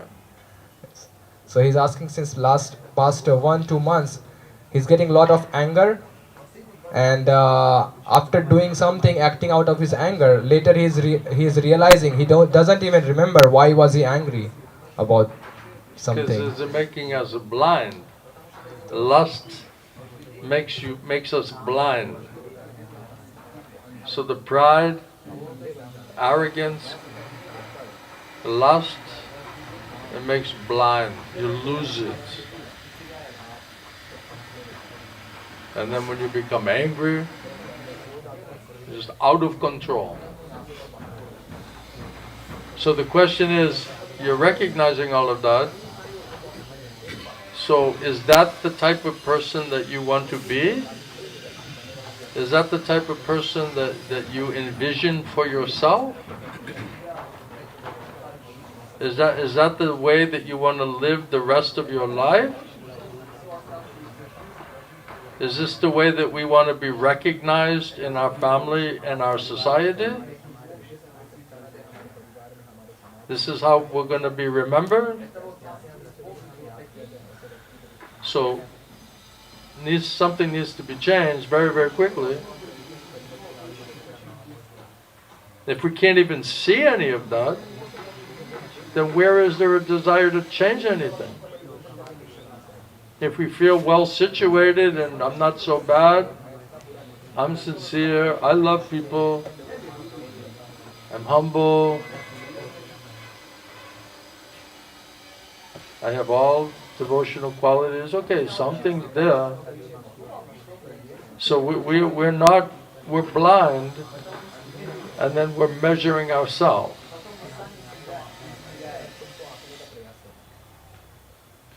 It's like when you see these organizations, they become, criminal organizations or governmental criminal organizations, and they say, okay, thank you for pointing that out, that we don't know where $4 million is, but we have an internal investigation going on there.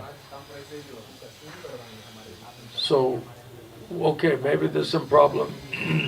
I'm going to do an internal investigation and come to understand, what demoniac qualities,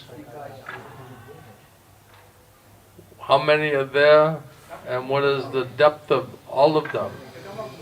Are we going to be able to see all of that? Even in some different one event, you're losing your mind, you're forgetting even what happened, why is it like this, how it got to this point, how everything's broken, relationships broken.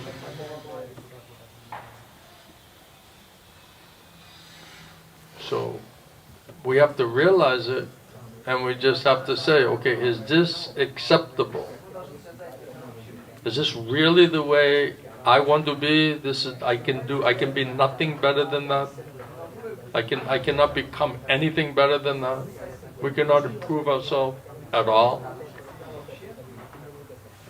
And then we're just stuck, we're condemned to be like that for the rest of the life. Prabhupada says you have to be disgusted by the whole thing and just come to the point and say, this is unacceptable. If it becomes unacceptable because we realize what is what, by the mercy of Guru Krishna, we may do something about it. Otherwise, we don't even see it. We don't even realize it. And then when the Guru telling us, we're like, why Gurudev is making this up? Why is he speculating, concocting? I'm not like that. I'm not thinking like that. I'm not like that. So the Guru knows, okay, they're blind, let me try to help them, but he's taking a risk because most of the time in that blindness and ignorance, we're misunderstanding the Guru and why he's doing and saying what is he doing and saying. We just like, I don't deserve this. He doesn't really know me. I don't see all of those things. I'm not feeling that way. And you really believe that.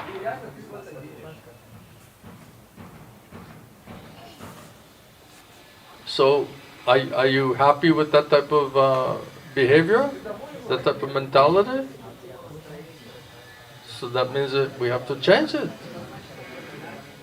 So all this thing has to get cleansed out. That means we have to associate with Krishna, get Krishna's mercy of Krishna's devotees, Guru Sadhu Shastra. We have to change the priorities in our life. And we have to, day after day, work towards that spiritual goal. And without association and hearing and associating with people who are doing the same work, we'll not do it, we'll not hear it, we'll forget about it. We won't be reminded, we'll have no support system, we'll not hear the good information, the encouragement, we'll not hear how to overcome different questions and doubts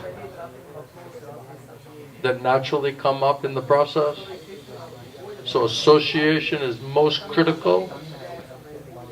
That means a good association where we're hearing the truth, a humble state of mind, being reminded on daily basis, dedicating, rededicating on a daily basis to work on ourselves.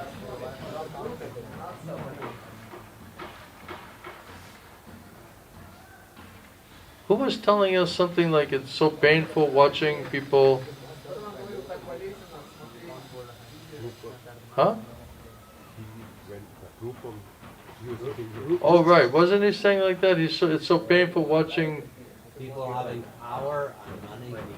Oh, it's so painful because he doesn't have it, right? I was thinking he was more pious than that. I was thinking he's saying it's so painful watching people suffer, in trying to enjoy like this and committing like self-sabotage and spiritual suicide. It's very painful for me to see this. That's what I first thought he was saying. I was saying, oh, that's a nice mood of the devotee. And then I was going to say, that's nice, you feel that way about other people, but we should feel bad about our own situation. How other people deal with Guru and Krishna, that's between them and their Guru and Krishna. That's not my lookout. What do I need to figure out? What do I need to do? What do I need to work on? That's enough. That's a full-time job if we're doing it properly. We have no time. Worry about other people's position and situation and their advancement and what platform are they on and what problem they have. And there's not enough time. There's nothing we can do about it. But we do because we want to say, I'm better situated than that person. I have better qualities than that person. I don't have such bad qualities as that person. So when you see some bad qualities, you say, oh, they have these bad qualities, right? Sometimes I try to tell the spiritual master, oh, they have some bad quality. And the spiritual master says, don't you also have the same quality? Are you free from that bad quality? No. So why is it so easy to see and be disgusted by the bad quality when we see another person, but we cannot be disgusted with that same bad quality that we have within ourselves? Why are we not disgusted by our own bad qualities? Because we cannot see them. We're blind. We're blind to our own position. That's why we need the Guru, Krishna, Vaishnava devotees to point it out, to help us to understand what's the reality. Because we can't see it. We're deaf, dumb, and blind. But we can see it in other people. So if someone's very angry and has a short temper and is not patient and not respectful, you say, oh, this devotee has some serious work to do. Such bad qualities. What about us? We should be this. Every word, every instruction is for us.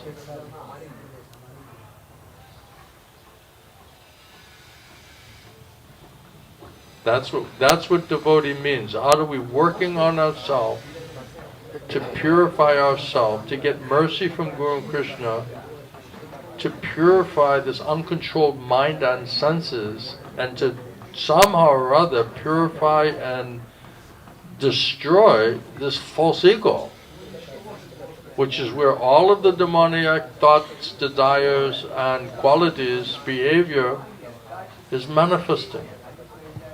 That has to be eliminated, dissolved, cut. It's strangling us, it's covering us in ignorance and in all of this asat. So we have to hear about pure devotees and say, okay, that's the goal. Those are spiritual qualities, that's a spiritual intelligence, that's a spiritual behavior, it's attractive. This is human form of life, this is devotee. So we should think, I want to become like that. I don't want to be not like that. Otherwise, what are we trying to become? It's not enough to just say, okay, I don't want to be that. We need some positive goal. That's why we hear about pure devotees, Vaishnavas, what are their qualities, behavior, what is their instructions, what is the result of their association, how effective is that, what is change of consciousness, understanding, you're getting deeper and deeper in understanding these very, very subtle topics. So now we're becoming more educated, more realized, moving away from a false, theoretical, sentimental, artificial understanding and platform. That means progress. So okay, we're in the process, but are we making progress in the process? Do we even understand what is the process? Have we even signed up for the process? I'm in the theoretical school. I'm not really in the college, but theoretically I'm in the college.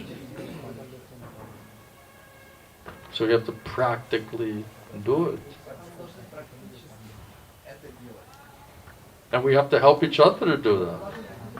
If everyone's just trying to work on themselves to become better person, better devoted, then gradually it's going to become a better association. If everyone just says, okay, let me work on myself under the guidance and the instruction of Guru and Krishna, let me do my work. You do your work, I'll do my work. If we can't fix ourselves, how are we going to fix anybody else? If we can't understand ourselves and what we need, then what is the value of our analysis and critical nature in terms of helping anybody else? So okay, if you can't really help anybody, can you at least not be killing them with your mind? Can you get the subtle knives out of their back by your mentality? If you can't help them? If you can't help them, at least don't hurt them. Right?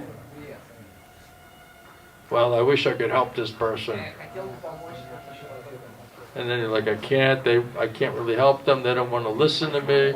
So I'll just use my violence.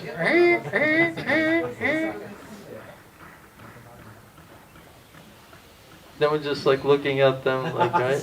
And inside it's like we're killing them,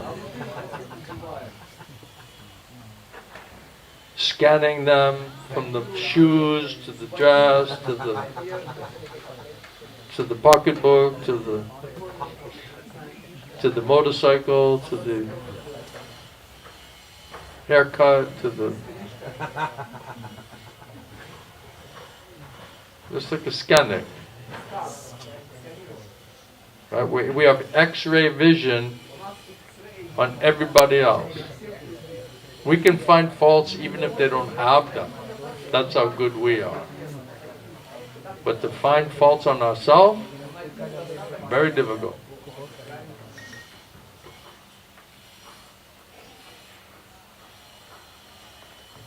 Isn't it?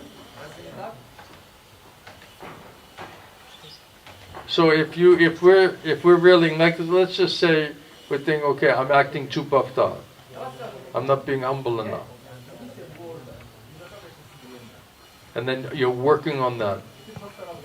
And then all of a sudden some stranger, some devotee, somebody says, you're not humble. Right? Now, if you're hearing that every day, all day long, and someone says you're not humble, right?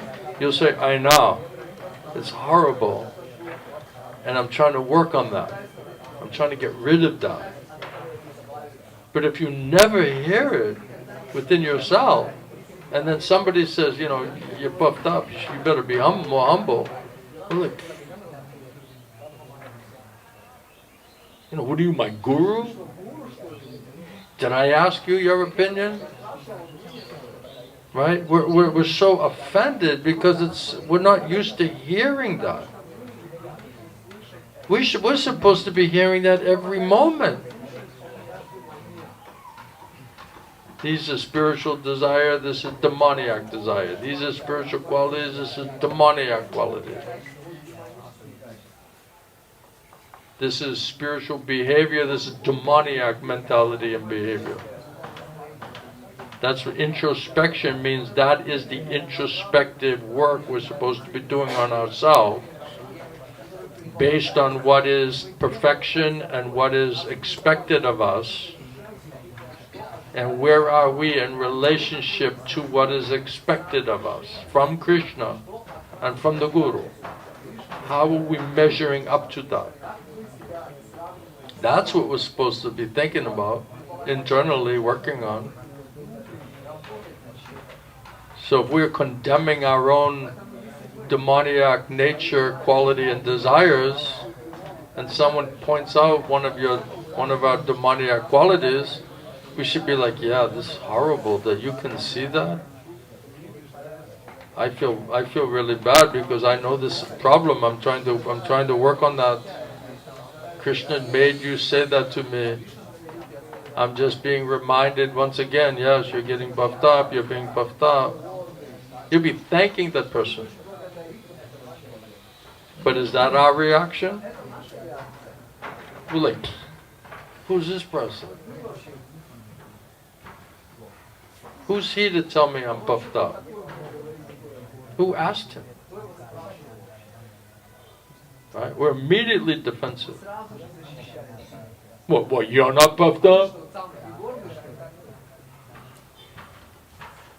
Right? Look at our reaction. So if we never think about it, we're going to immediately react in a very particular way.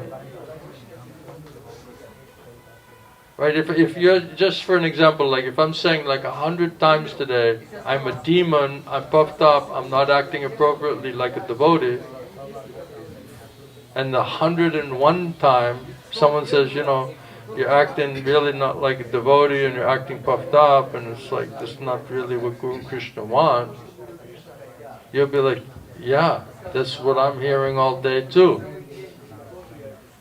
That's what I'm seeing also. Please excuse me that it's so bad that you can recognize that. I feel ashamed, I feel horrible that I still have a lot of work to do on that. But we're not reacting like that. I'm more humble than you. I've been around longer than you. I have more knowledge than you do. I'm more senior than you are. I think I'm more humble than you are, to be honest with you. Then we start like, you know, calculating everybody's. It's like everyone has these levers, right? You have all the different demoniac qualities, right? And in our mental speculation, we're just moving the levers. Oh, this is lust, okay, this is anger, naturally, okay, this is puffed up, it's going up and down. Right? We're just like, for every person we have these, everyone has a, like, you're seeing the person, he just has levers, like in front of him. In front of him, right? Oh, your pride's a little high today. You keep saying, I, me. Oh, a little too much conceit there. Right? You're super angry. Well, you must have a lot of lust. Otherwise, why are you getting so angry? We're supposed to be doing that on ourselves. But we're so busy working everybody's levers, we're forgetting about our own.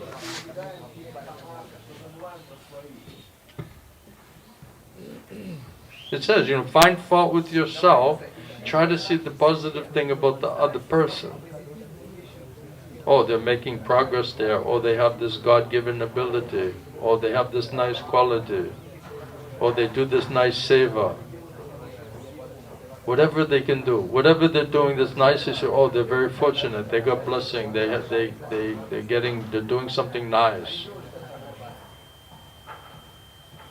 And then when it comes to us, compared to what's expected from us, from the spiritual master, from Krishna, we're maxing out on all of that.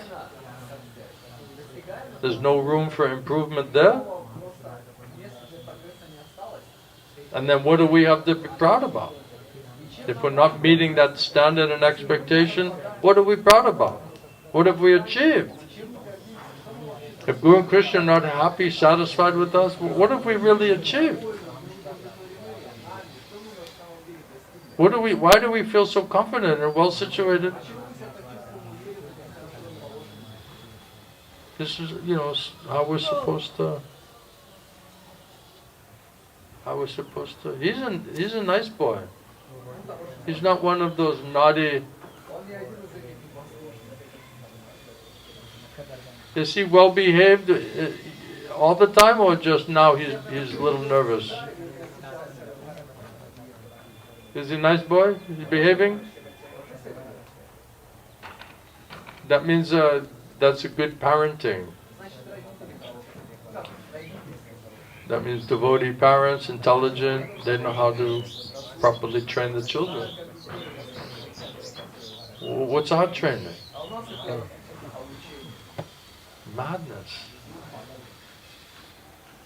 Our training is when you grow up, you say, I hope to God I never become like that. That's our training. I hope to God I don't become like that.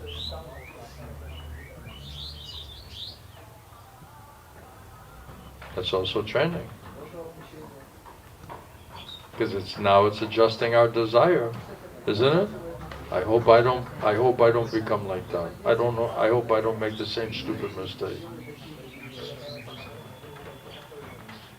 Don't let that be me, please.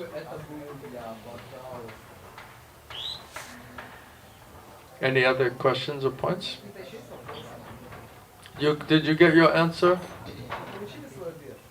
You look like a nice person here. There's too much lust. If we have too much material desire, too much expectation materially, we'll always be frustrated, disturbed, angry. That's just a symptom of uncontrolled material desire for sense gratification.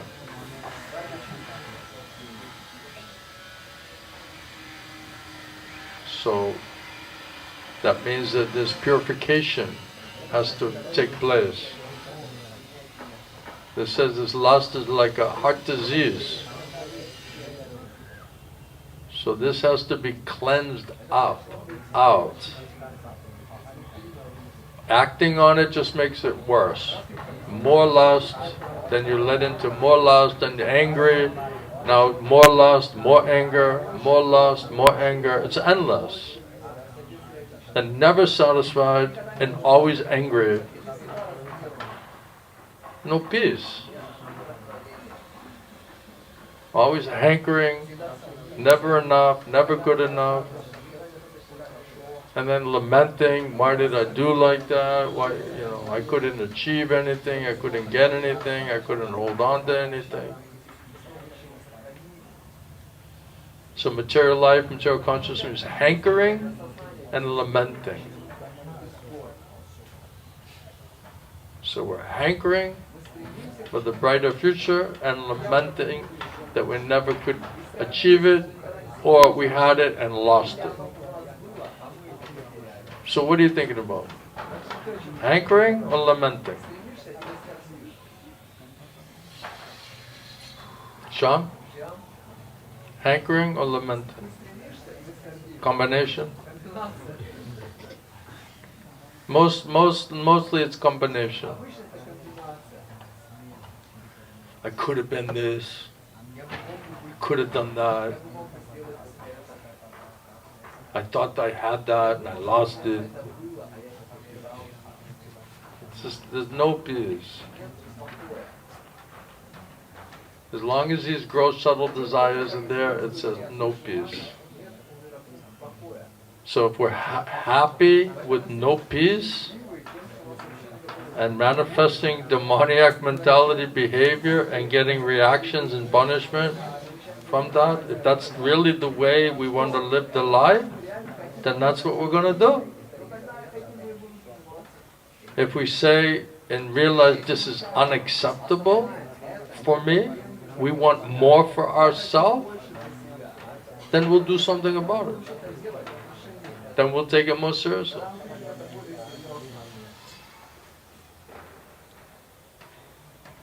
Deviki? Question? No, I just... You're liking the topic? I'm preaching to myself. You're just listening to me preaching to myself. Because I want to become a devotee. I don't want to stay a demon. I need mercy. But we cannot, keep acting like a demon and saying, but I need mercy. This is like a certain mood, to get mercy. We can't be manifesting complete demoniac mentality behavior and say, yeah, right, and on top of all of that, I need mercy as well. And you're going to give it to me right now. Right? It's like a Gunda mercy program. You're going to go up to, devotees, Krishna, and say, I need mercy right now. Kripa Sindhu. Right? Krishna will be like, who the hell are you? Poof, you're gone. You don't exist.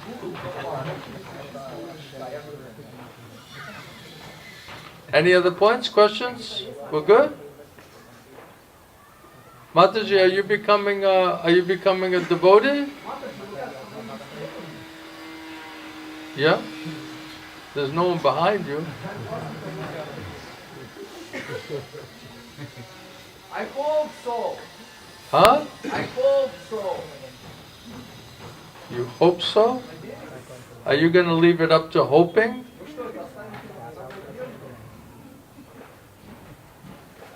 It's like we're not doing anything, but it's like I hope it's not like that.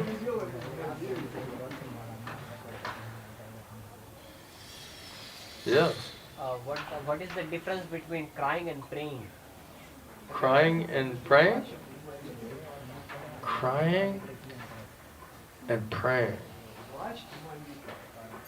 Sham, how do I answer that question? It's so simple, I almost don't know how to answer it. Crying and praying. Well, I'll give it a try. I would say that you can look at crying from a materialistic point of view and a spiritual point of view. What are you crying for? And then is it gross desire, subtle desire, mixed spiritual desire, or completely pure spiritual desire? So according to the Purusharthas, what are you crying for? Is it material? Is it subtle? Is it spiritual? Is it mixed? Is it absolute? So you can cry for any one of those things. Right? What are we praying for? What are our desires? Again, according to those Purusharthas, those potential goals, what are we praying for?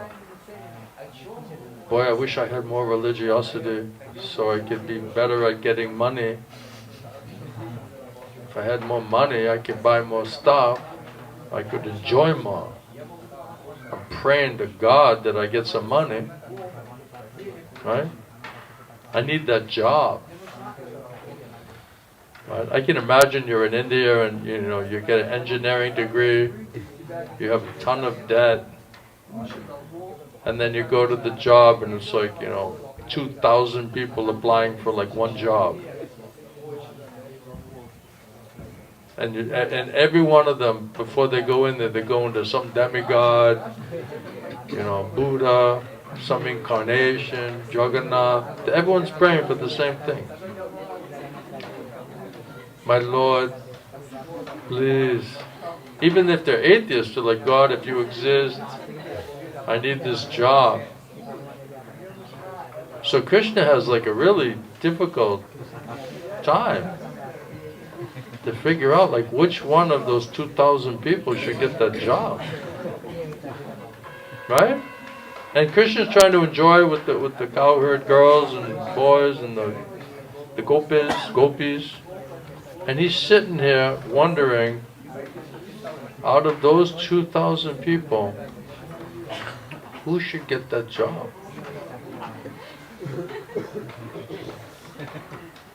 And it's really kind of like that. When I hear the reports, and everybody's an engineer, right? And now you have all of the engineers coming back to India, leaving America, leaving Europe, leaving all of these Western countries, and they're highly qualified, experienced, educated, past educated, trained in the companies, and now that's going to be your competition. And you just came out of there with your engineering degree. That's what now you have to compete against. Everyone's going to be praying to God, right? If they're pious. So everything can be seen materially or spiritually based on desire and strength of desire. Because if our desire is not strong enough, it means our desires are too mixed up. So Krishna says, because your intelligence is many-branched, then your resolute determination to practice spiritual life will not manifest itself. Because we're not fixed up the final goal. And even if you understand, yes, this should be the final goal, okay, intellectually you understand that, theoretically you understand that, maybe even spiritually you understand that, but material desires and attraction is so deep-rooted and so strong, then how do you move forward if everything requires a different direction and path and energy and focus? That's why it's very bewildering and very, you can't move materially or spiritually. So if you just say, well, Krishna, whatever you want for me, from me, that's up to you. If I just surrender to you and I'm depending on you, then you're going to say. Then whatever Krishna naturally gives and shows, that's what it is. And if you go in that mood and that's what Krishna gives you, you'll actually be satisfied. Because you'll get Krishna. But if we just situate ourselves somewhere and it's not with Krishna, and you're thinking you made it, you have it, you have the fulfillment of your desire, it's going to be a disaster. It's just a matter of time. We conceived it in Maya, it was given to us by Maya, the motivation is for Maya, the dream and the hope of the future, that dream is Maya. What's the outcome going to be? Perfect, absolute, spiritual bliss and eternal happiness? Is that a realistic result that we can expect? And you see, if we're talking like this every day and discussing this topic and thinking about this topic, then you're actually in the middle of dealing with it, right? And considering these points. If you never even hear this, all you'll hear is Maya's presentation. My teacher said like this, my family saying like this, my society, my friends. they're saying like this.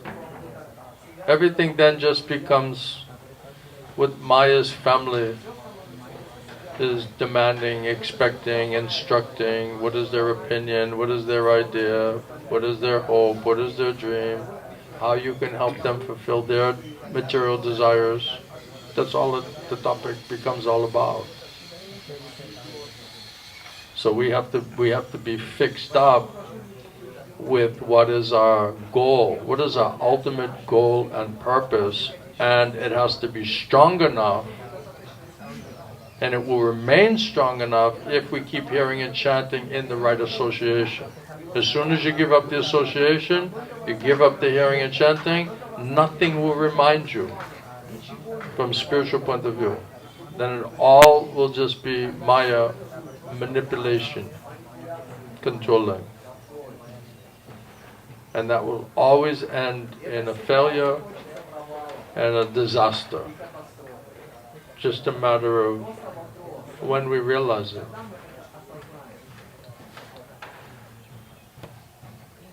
That's what the whole material experience is meant for, to learn that one lesson.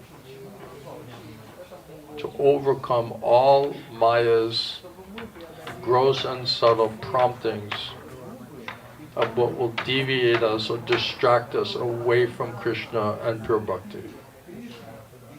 So all the tests become more and more subtle as we go. First it's gross material sense gratification, then subtle sense gratification. Name, fame, adoration, distinction, prestige, pratishta. Wanting to be recognized, wanting to be liked.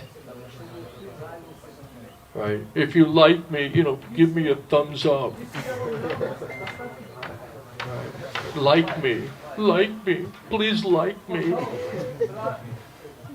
On the Facebook, Twitter, please like me. Do you like me?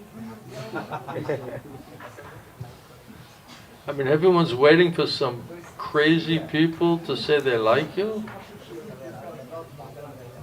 Oh, they like me. Oh. Prabhupada said you're waiting for the dogs, the hogs, the camels, and the asses to like you. Right? Not is Guru Krishna liking you? Are they happy with you? Are devotees, pure Vaishnavas, are they liking you? Are they happy with you? They're giving you mercy?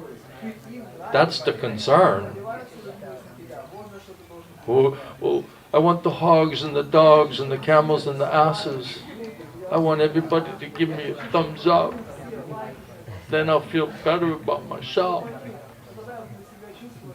Then I'll think I'm somebody for like 5 minutes. And then you go back and it's like, wow, I had, all these followers now, like, I don't have so many followers. Why are they leaving me? Why are they unsubscribing? What did I do? How do I look? How am I dressed? Mother Anika, she made a whole industry out of this.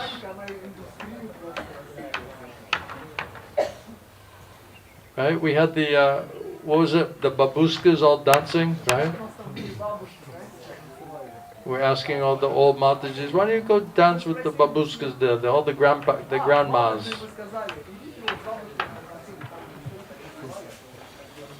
Then you have these ladies, they're like older ladies. Right? Now they're getting old, they're not so beautiful. Now no one even looking at you. Right? Then they say, I'm invisible. It's like I'm not even here. Sanatan feels that way. He feels invisible. Because when he's coming, everyone's hiding.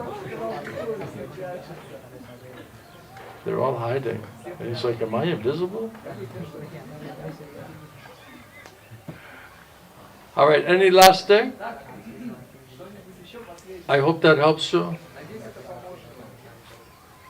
Yeah? He needs a microphone.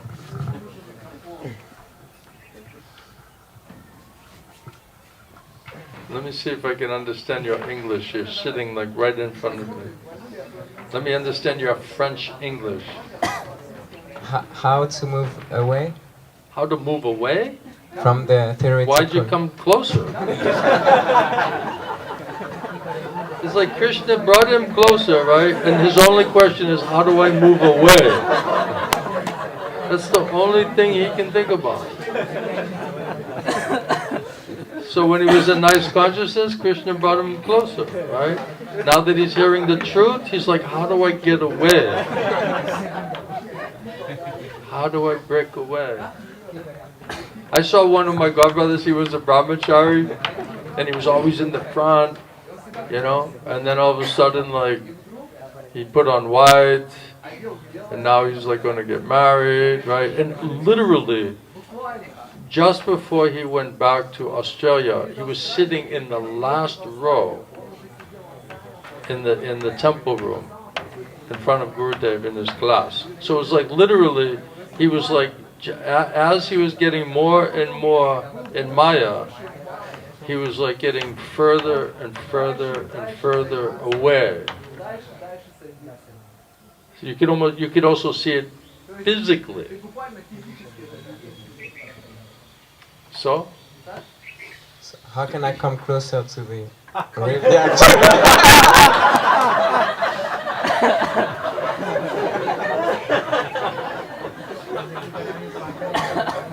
I'm dealing with some confused people.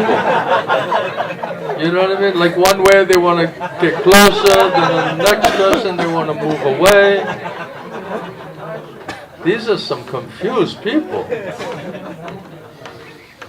What to do? Krishna's fulfilling all of your desires. You want to move away, he moves you away. You want to move closer, he makes you go closer. Everything based on desire. I remember when I was listening to my spiritual master and I saw these guys would like literally have like a fight, like who's going to sit in the front. It was, I mean, they would come like 3 days before, like set up a tent, put some chairs there, put some, right? They want to make sure they get their spot, you know?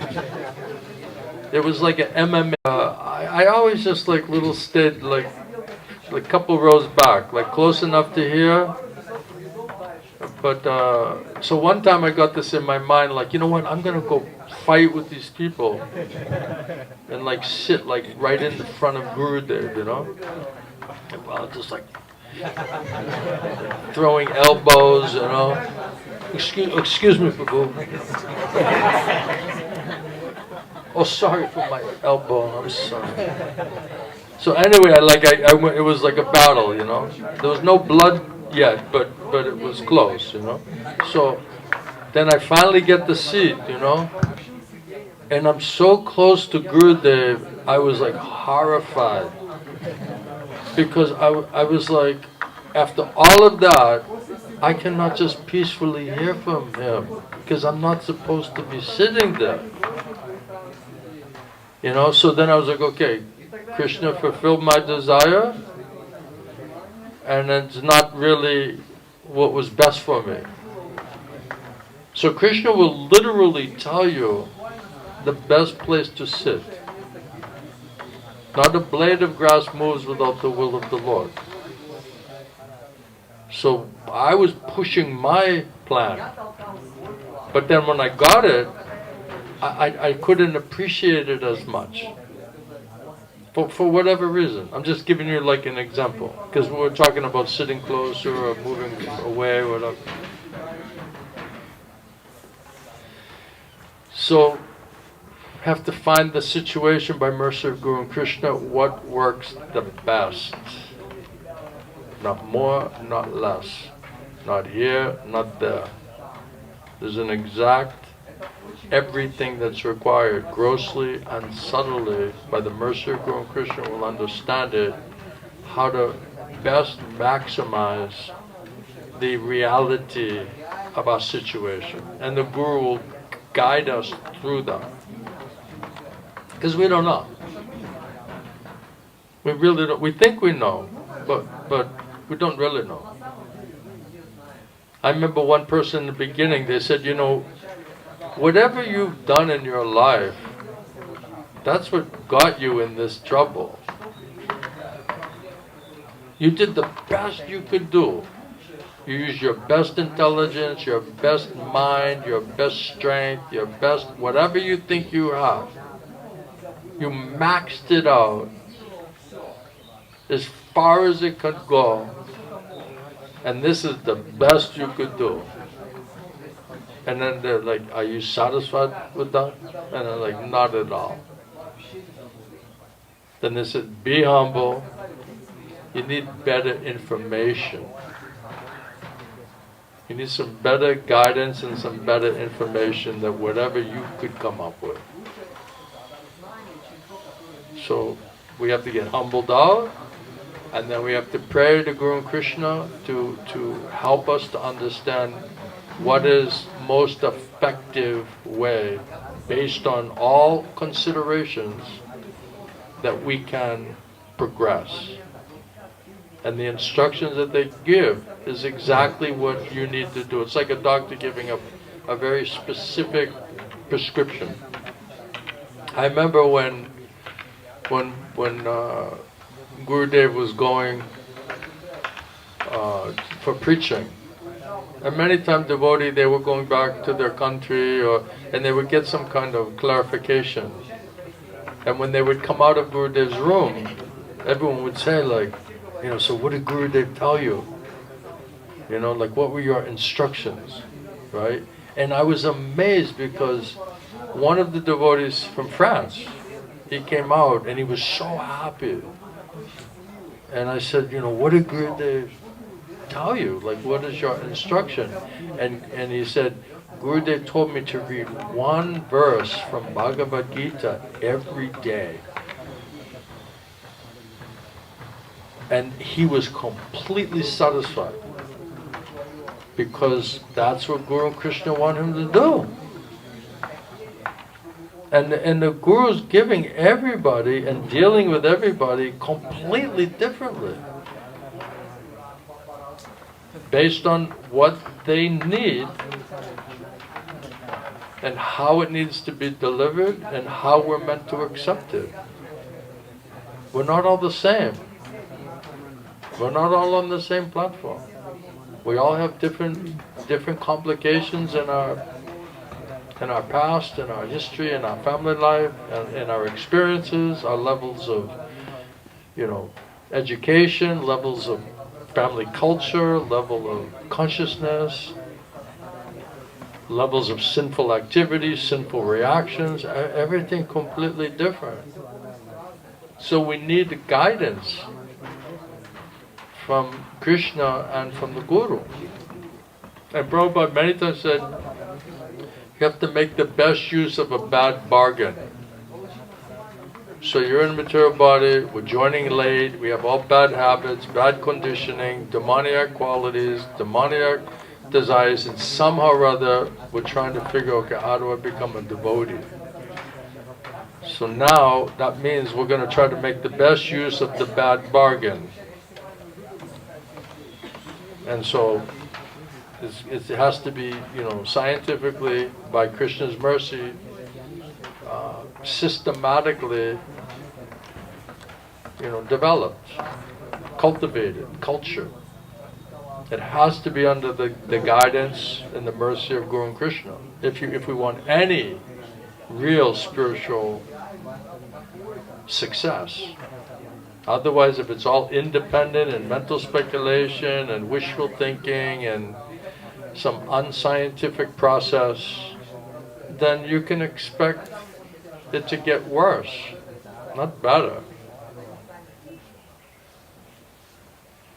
We don't need a question, we don't need an opinion, we need the truth, and we need the Guru that Krishna is going to use to give us the instruction and to confirm and reconfirm those instructions to such a point that you have faith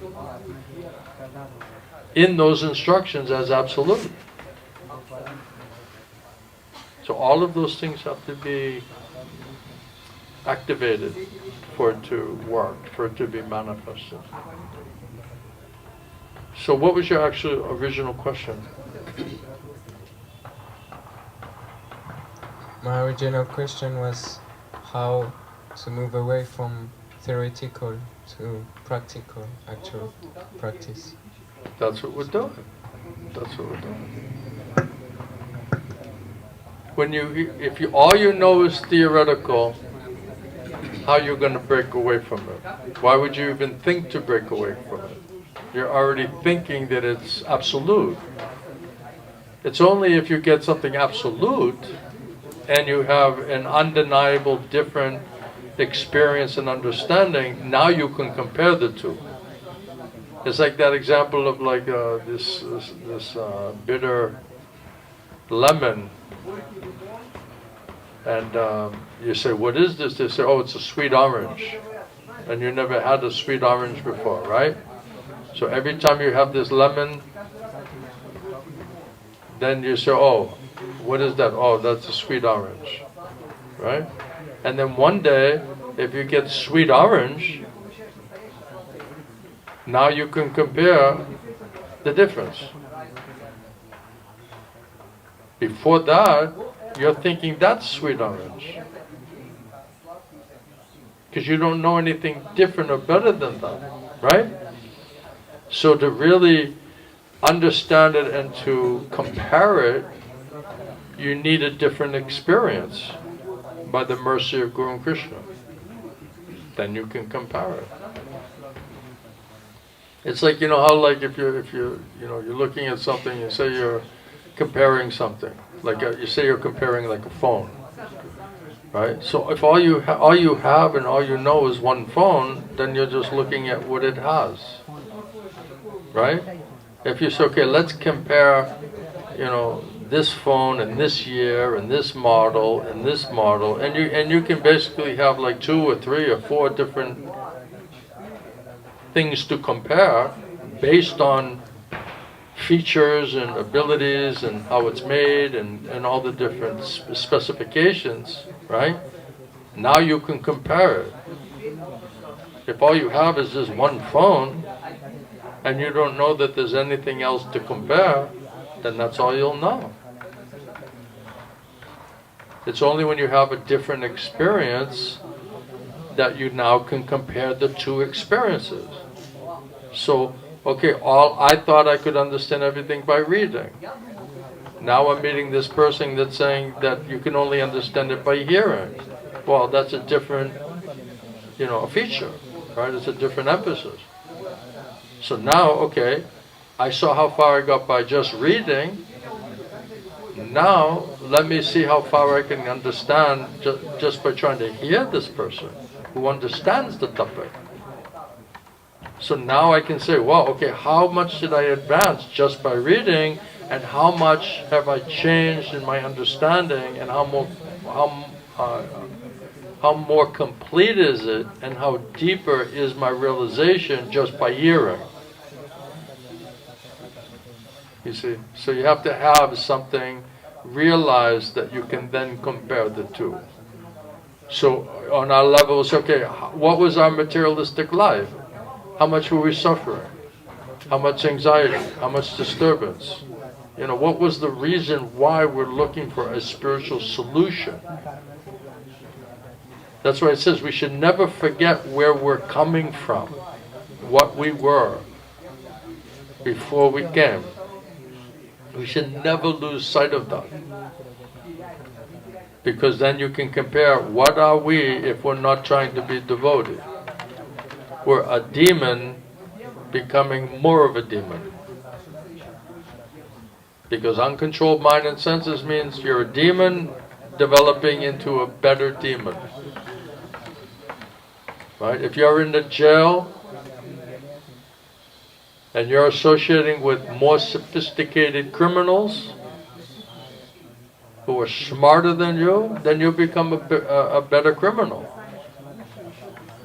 I was asking my father, he was in the criminal justice field,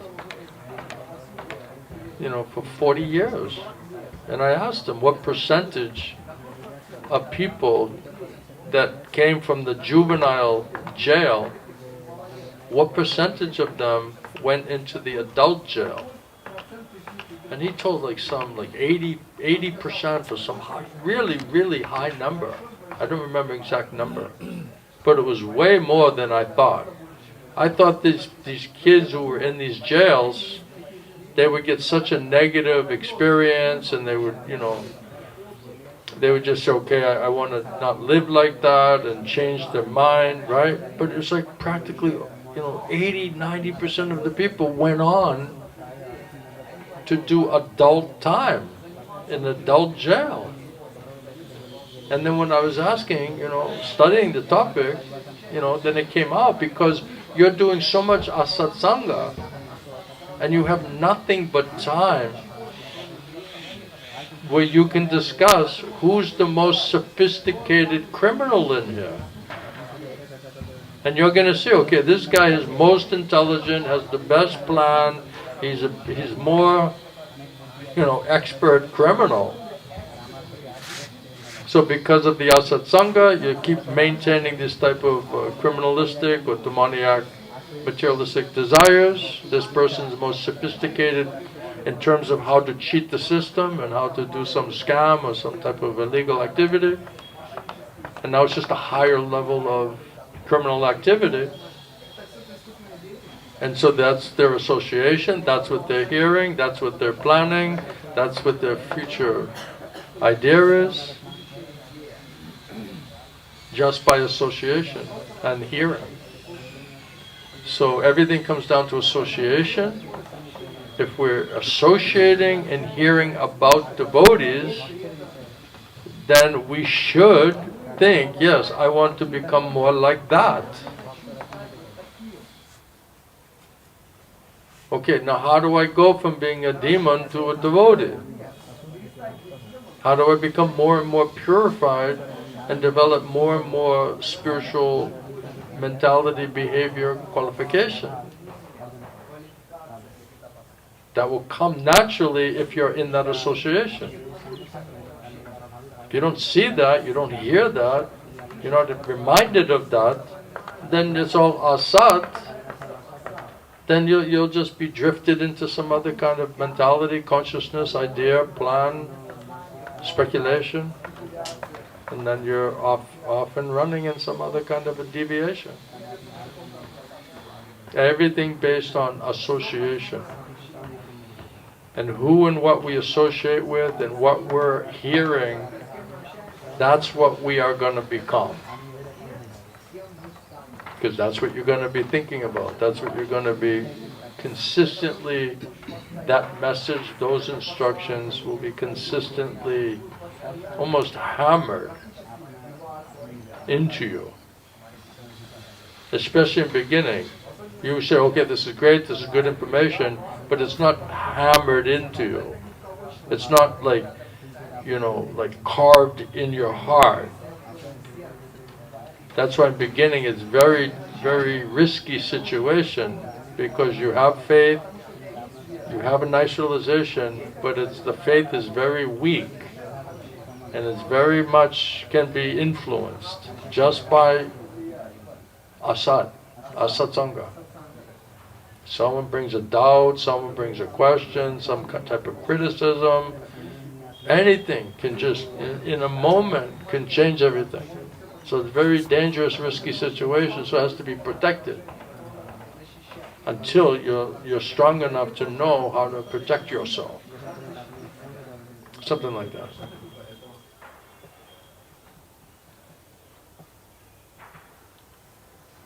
And we have to make the best use of the bad bargain. Whatever faults we think everybody has, we're sitting here talking about, what is tattva vichar. Right? So it's already ahead of everybody else. And those who are not interested in this topic and how to understand this, they leave. So whoever's staying year after year after year after year, that means they're interested in this discussion, this topic. They're persuaded by the power of that presentation and that argument. Otherwise, why they keep coming back? They can go anywhere, they can listen to anybody, they can accept anybody, no one's locking the door, nobody's forcing them. Isn't it? Must be something.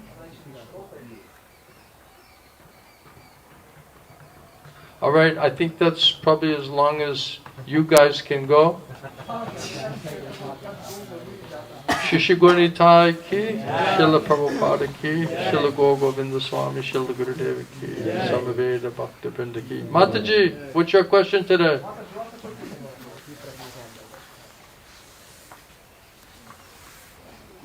I have to check on you.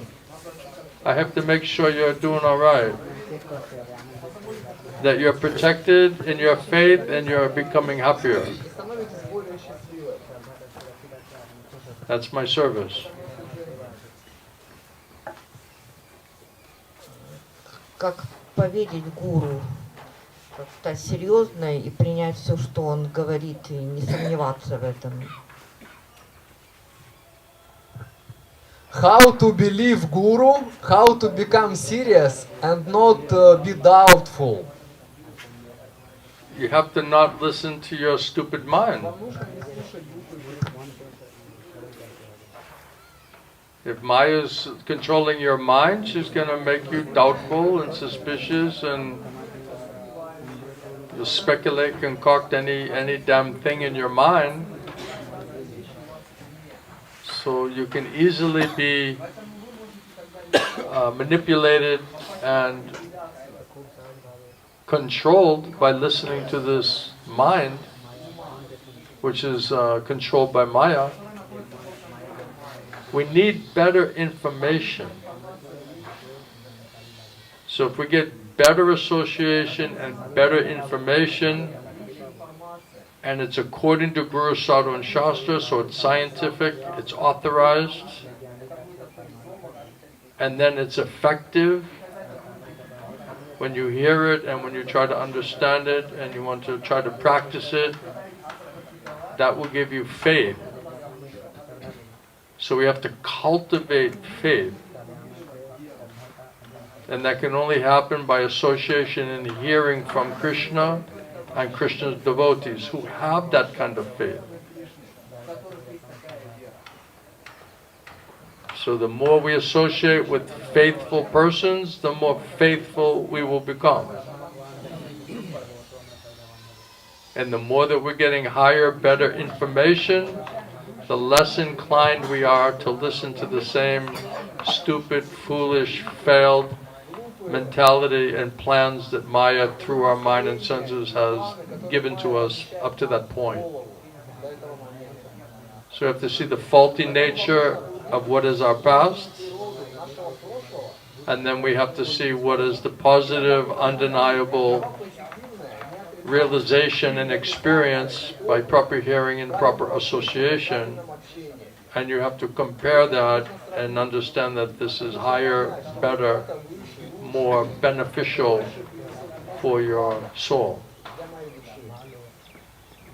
It's natural to have questions and doubts. That's not such a big deal, because Prabhupada said, so long you're addicted to mental speculation. So we have to stop trusting this mental speculation, because Maya is just telling us what you should think, how you should feel, what your emotional state should be, what doubts you should have, what should you do, where should you go, who should you listen to, and you'll just be groping in the dark. And you'll keep groping in the dark, getting all of this misinformation, mis and disinformation. Nothing is answered, nothing is solved, no doubts are destroyed, no practical experience that's undeniable to anything else you previously had. So how will you develop faith? So keep coming, keep trying to hear, associate with our devotees. Take it one day at a time.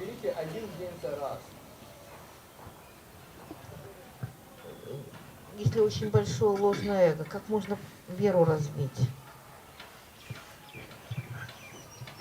If you have huge false ego, how you can develop faith? You can't. Krishna says if you have big false ego, you cannot hear anything. Krishna says those who are bewildered by their false ego, they cannot hear me. They'll be lost. So if you realize, oh, I have such a big false ego, it's making me puffed up, and therefore, if I'm puffed up, big false ego, so much arrogance is there, I think I know, then this is not going to be pleasing to Krishna. It's not going to be pleasing to the Guru. So how will I hear anything? How will I learn anything? So we have to humble ourselves, or we have to at least allow ourselves to be humbled. And if we realize that that is the one thing that will not allow us to hear Krishna's instructions, that means it's a seriously huge impediment. And if we pray to Krishna, Krishna's devotees, to please purify this false ego and all of this misconception and pride and arrogance and all of these things that are there, then by their mercy, they'll humble us out, they'll purify us, and gradually, this false ego will become dissolving. So you want to shrink it. So shrinking it, cutting it, chopping it, you just have to chop it off. It's like some gold is there and then it has all of these rocks and everything all around it, right? So you have to just keep getting rid of all of the unwanted coverings, all the unwanted useless parts, to get to the essence. So self-realization means, okay, this false ego, all this demoniac mentality, qualities, behavior, desires, all on false ego platform. So if I really want to be devotee, I really want to hear Krishna consistently, that means I need to get humbled out from this false ego platform. And we have to participate with that process and not be defensive and protecting the false ego. And if the Guru and Krishna are working on your false ego, you cannot grumble and complain about it. Because we feel pinched, we feel, it's like a sharp, it's like disturbing, it's sometimes bewildering. But we should just trust that Guru and Krishna, they know how to help us, even if we don't know. At some point you have to trust Krishna, you have to trust Guru. Right? When you go in for surgery in the hospital, right, you don't know how to do all of these surgery on yourself. You just hope you're in the right hospital with the right doctor, with the right experienced people, where you can just allow them, you have to let go and allow them to help you, to fix you, right? So which hospital to go to, which doctor to submit to, only Krishna can give you intelligence and faith if you're depending on Him. But if there's too much false ego, you might be bewildered and not hear Him. So we have to also realize that Krishna could be trying to tell us something, but we're too busy listening to this dependence on this false ego platform. So we could get cheated. So it's risky. So we have to pray to Krishna, please make it 100% clear, obvious, beyond any doubt, what is your desire, what is your plan for me, how can I surrender, how can I serve you. We have to pray, cry to Krishna, because it's so complicated situation, inside and outside. And we don't have any real big qualification to understand everything properly because the subject matter is so subtle. So only complete dependence on Krishna for intelligence and faith is the only worthwhile prayer. And praying to Prabhupada also, because we show special mercy, then I dwelling in their heart, I'll purify all of this false ego, all of this ignorance, all of this pride, all of this demoniac thing that's blocking. That way you can hear Krishna better. Without Krishna purifying all of that, how will we be able to hear properly? Sometimes devotees say, I'm trying to hear, but my mind is so loud, so disturbing, so much addicted to this mental speculation, very difficult to hear anything. But that's also realization, self-realization. So now we have to pray to Shri Guru Granga, please, I have to be able to hear, to depend on Guru and Krishna, that this katha will enter inside of me, so that all of this thing can be solved. If you get mercy of Gaura Nitai, they'll purify your intelligence, mind and senses. And it will be purified enough for you to be peaceful enough to, and simple enough to be able to hear those instructions. Alright?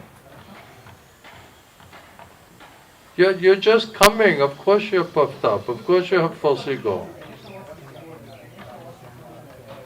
What's the big deal? It's expected. Right? If you just get in the hospital, you're showing up with some kind of, some kind of cancer, some kind of growth, some kind of unwanted thing, isn't it? So now you're going for some chemotherapy, you're going for some, right? The Guru's instruction is like a chemotherapy on your cancerous tumor of a false ego. And sometimes the chemo is also painful. But you know, okay, what's the alternative? You're going to die of cancer otherwise. So I might as well try to get rid of the thing. It's not going to be easy. Right? And sometimes even when you go through the treatment, it almost kills you. But the treatment's not meant to kill you, it's meant to kill the growth, the unwanted false ego. All this contaminated stuff, this unwanted stuff.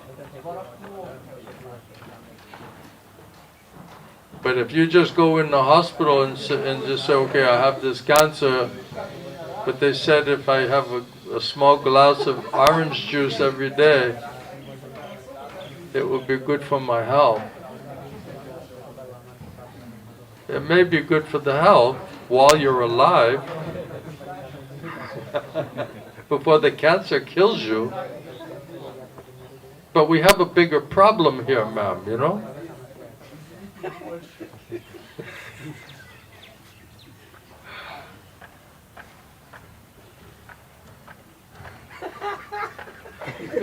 Shamu.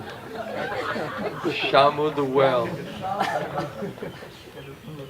is laughing. So, one person said, well, I'm Prabhupada, I'm the most fallen. And Prabhupada said, you're not the most anything. So just, be another fallen soul on the bus, you know what I mean? We're not more, we're not less. We're lucky to be on the bus.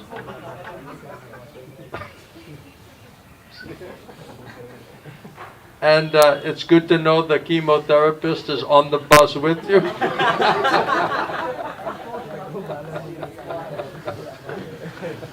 And he's just going seat to seat randomly.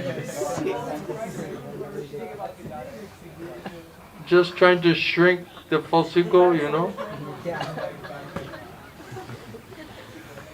Doesn't it make sense? So like that. So this falsico is like the big cancer, you know. And if you're a whale, the cancer is even bigger. And then they have this really thick skin. So to break through all of that, my God. You need like a team of experts. It's not just one person. You need like a whole team. So this is the team. Gurudev asked us to take on what's his name? Shambhu? Shambhu the Grinch.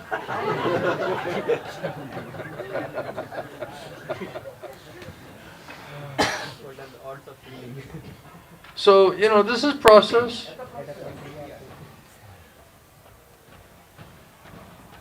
Don't grumble and complain.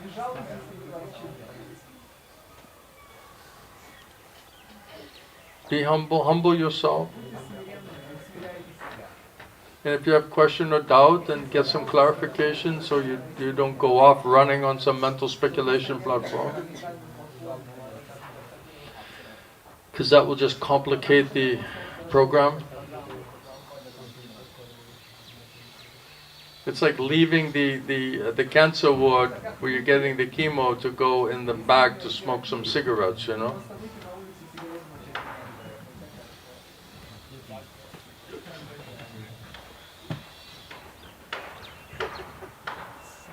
Right? You're going for the chemo, but you're smoking the cigarettes, you know. What's wrong with him? He didn't even steal the cookies from me yet.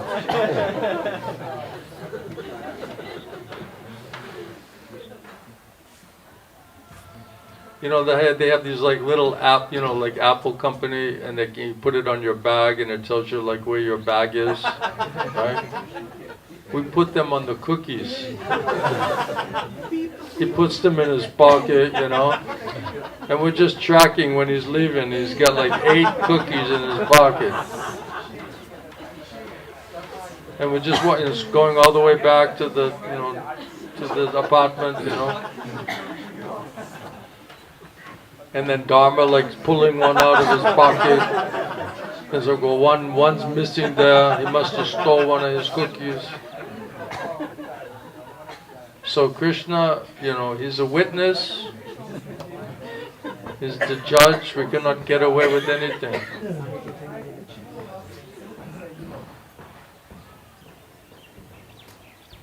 I know with my spiritual master, his classes, sometimes it felt like, honestly, like open heart surgery. Because he didn't give like some like kind of superficial, sentimental class. It was very, very, you know, deeper class. So sometimes it was a little painful, a little difficult to digest it. But he also used to make us laugh. And it was like, we used to say, it's like an anesthesia. So he's delivering heavy treatment, but he's making you laugh while you're getting the treatment. And then only afterward, you're like, well, you know, what happened, you know? I just thought I was laughing in this class, you know? Then later it's like, wow, I feel like I had some kind of open heart surgery or something. Something like feels disturbed, you know?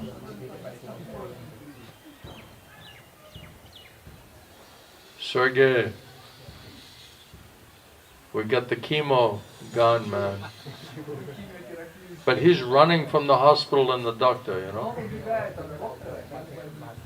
You know, it's like the guru is supposed to, the sadhu guru means he has a knife, right? Sadhu means to cut, right? But it's not like the sadhu has to like chase you down the hall. Hey, I have to do surgery on you. Right? You gotta cooperate, you know? Yeah, I need surgery. It's too painful. I'm forced to get the surgery. Okay, let's pray to God. I get the right hospital, right doctor, right experience, right medicine, right association, right support system. Okay, that's where I'm going to do the surgery. Then you got to go in there, check in on the day. You got to get up on the doctor's table. Right? Take some cooperation. I'm not going to chase you down the hall like, I got to do surgery on you. You're not well. It's like a voluntary cooperative process working together to solve this spiritual disease. And all of that is sitting on that false ego platform. So are we hiding or are we participating? That's the only question. If we're cheating, we'll get cheated. If we're smart and we know this is a serious obstacle, we'll go through the treatment program and purify it and become humbled out and simple, become simple-hearted. All right, I don't want to say more than that. Otherwise, I don't want to kill the patient. The point's not to kill the patient. Oops, sorry. At least I was trying to help them.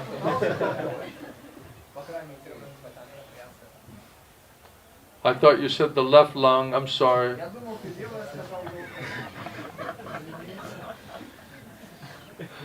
I thought I was supposed to take out the right one, the right kidney. You know, sorry about that. I remember when I went for the surgery, you know, and I went to go in for the surgery, and then one of the doctors said, you know, which leg is it? I was like, oh my God, which leg is it? You don't even have that information? I was like, can you put like an X, you know, like something to say, or an arrow, you know, just, you know, because if I'm knocked out and someone's coming in and saying, which leg is it? And then it's like, the right one, right? Is that from the head looking down, or is it from the feet looking up?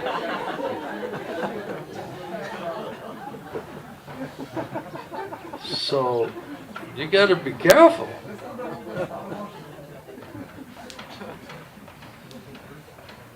Right? And then when you have all bad doctors, right, you're coming in with all your bad surgeries, you're like limping in, you know? And everyone's like, oh, what happened to your leg? Oh, I had this bad doctor. What happened to your elbow? Oh, yeah, I had this bad doctor, right? So we're just coming in, like, after all these bad surgeries, you know? It's like, yeah, I went in for my shoulder surgery and they gave me a lobotomy, you know? Cut out half my brain, you know?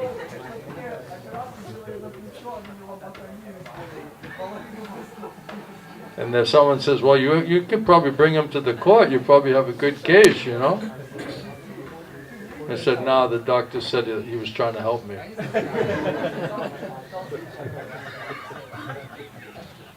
I have no legal position because he was trying to help me. And if anything, I should be grateful that he was trying to help me. He's wondering why you're complaining, you know. He's trying to help you, man, you know. Oh, I'm sorry, I'm dealing with all these byproducts of your surgery right now. Maybe I'll be grateful later on, when I realize why I'm never going to surgery again, you know. Sham, I'm always in trouble. Every time I leave, I feel like I'm in trouble. But I think you get the point, right?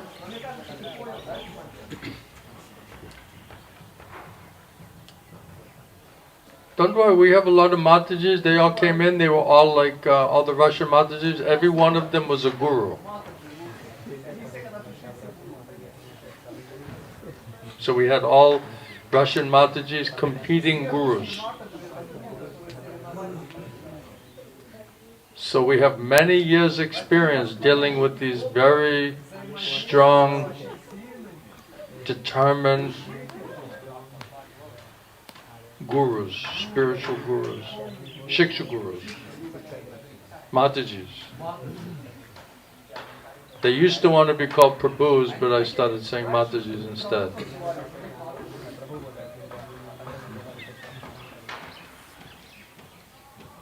At least I'm putting a G on the end.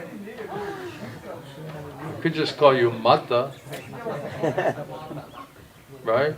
Hey Mata. I'm saying Mataji, at least it's some respectful way, right? No, I'm Maharaj. Maharaj. Shiksha Guru. Just be another fallen soul on the bus, you know what I mean? Not more, not less. Just realize, just beg for mercy, and however Krishna can help you, and how he needs to help you, Krishna will make that arrangement. Don't try to figure it out. That's not your lookout. That's Krishna, Guru Krishna's lookout. That's the benefit of surrendering and being dependent on their mercy. Otherwise, it's all on you. You figure it out. You manage it.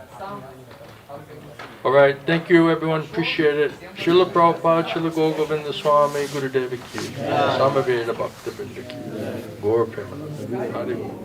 Gurudev ki.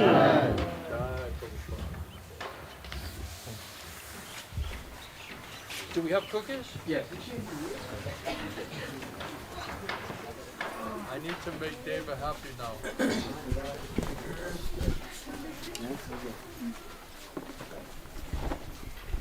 He made the cookie. There's nothing on the apple, right? On the back of them? Oh no, not this time. Shamu, you need two, man. Hare Krishna. Everybody, Mataji. Hare Krishna. You ready? Everybody's good? We're alright?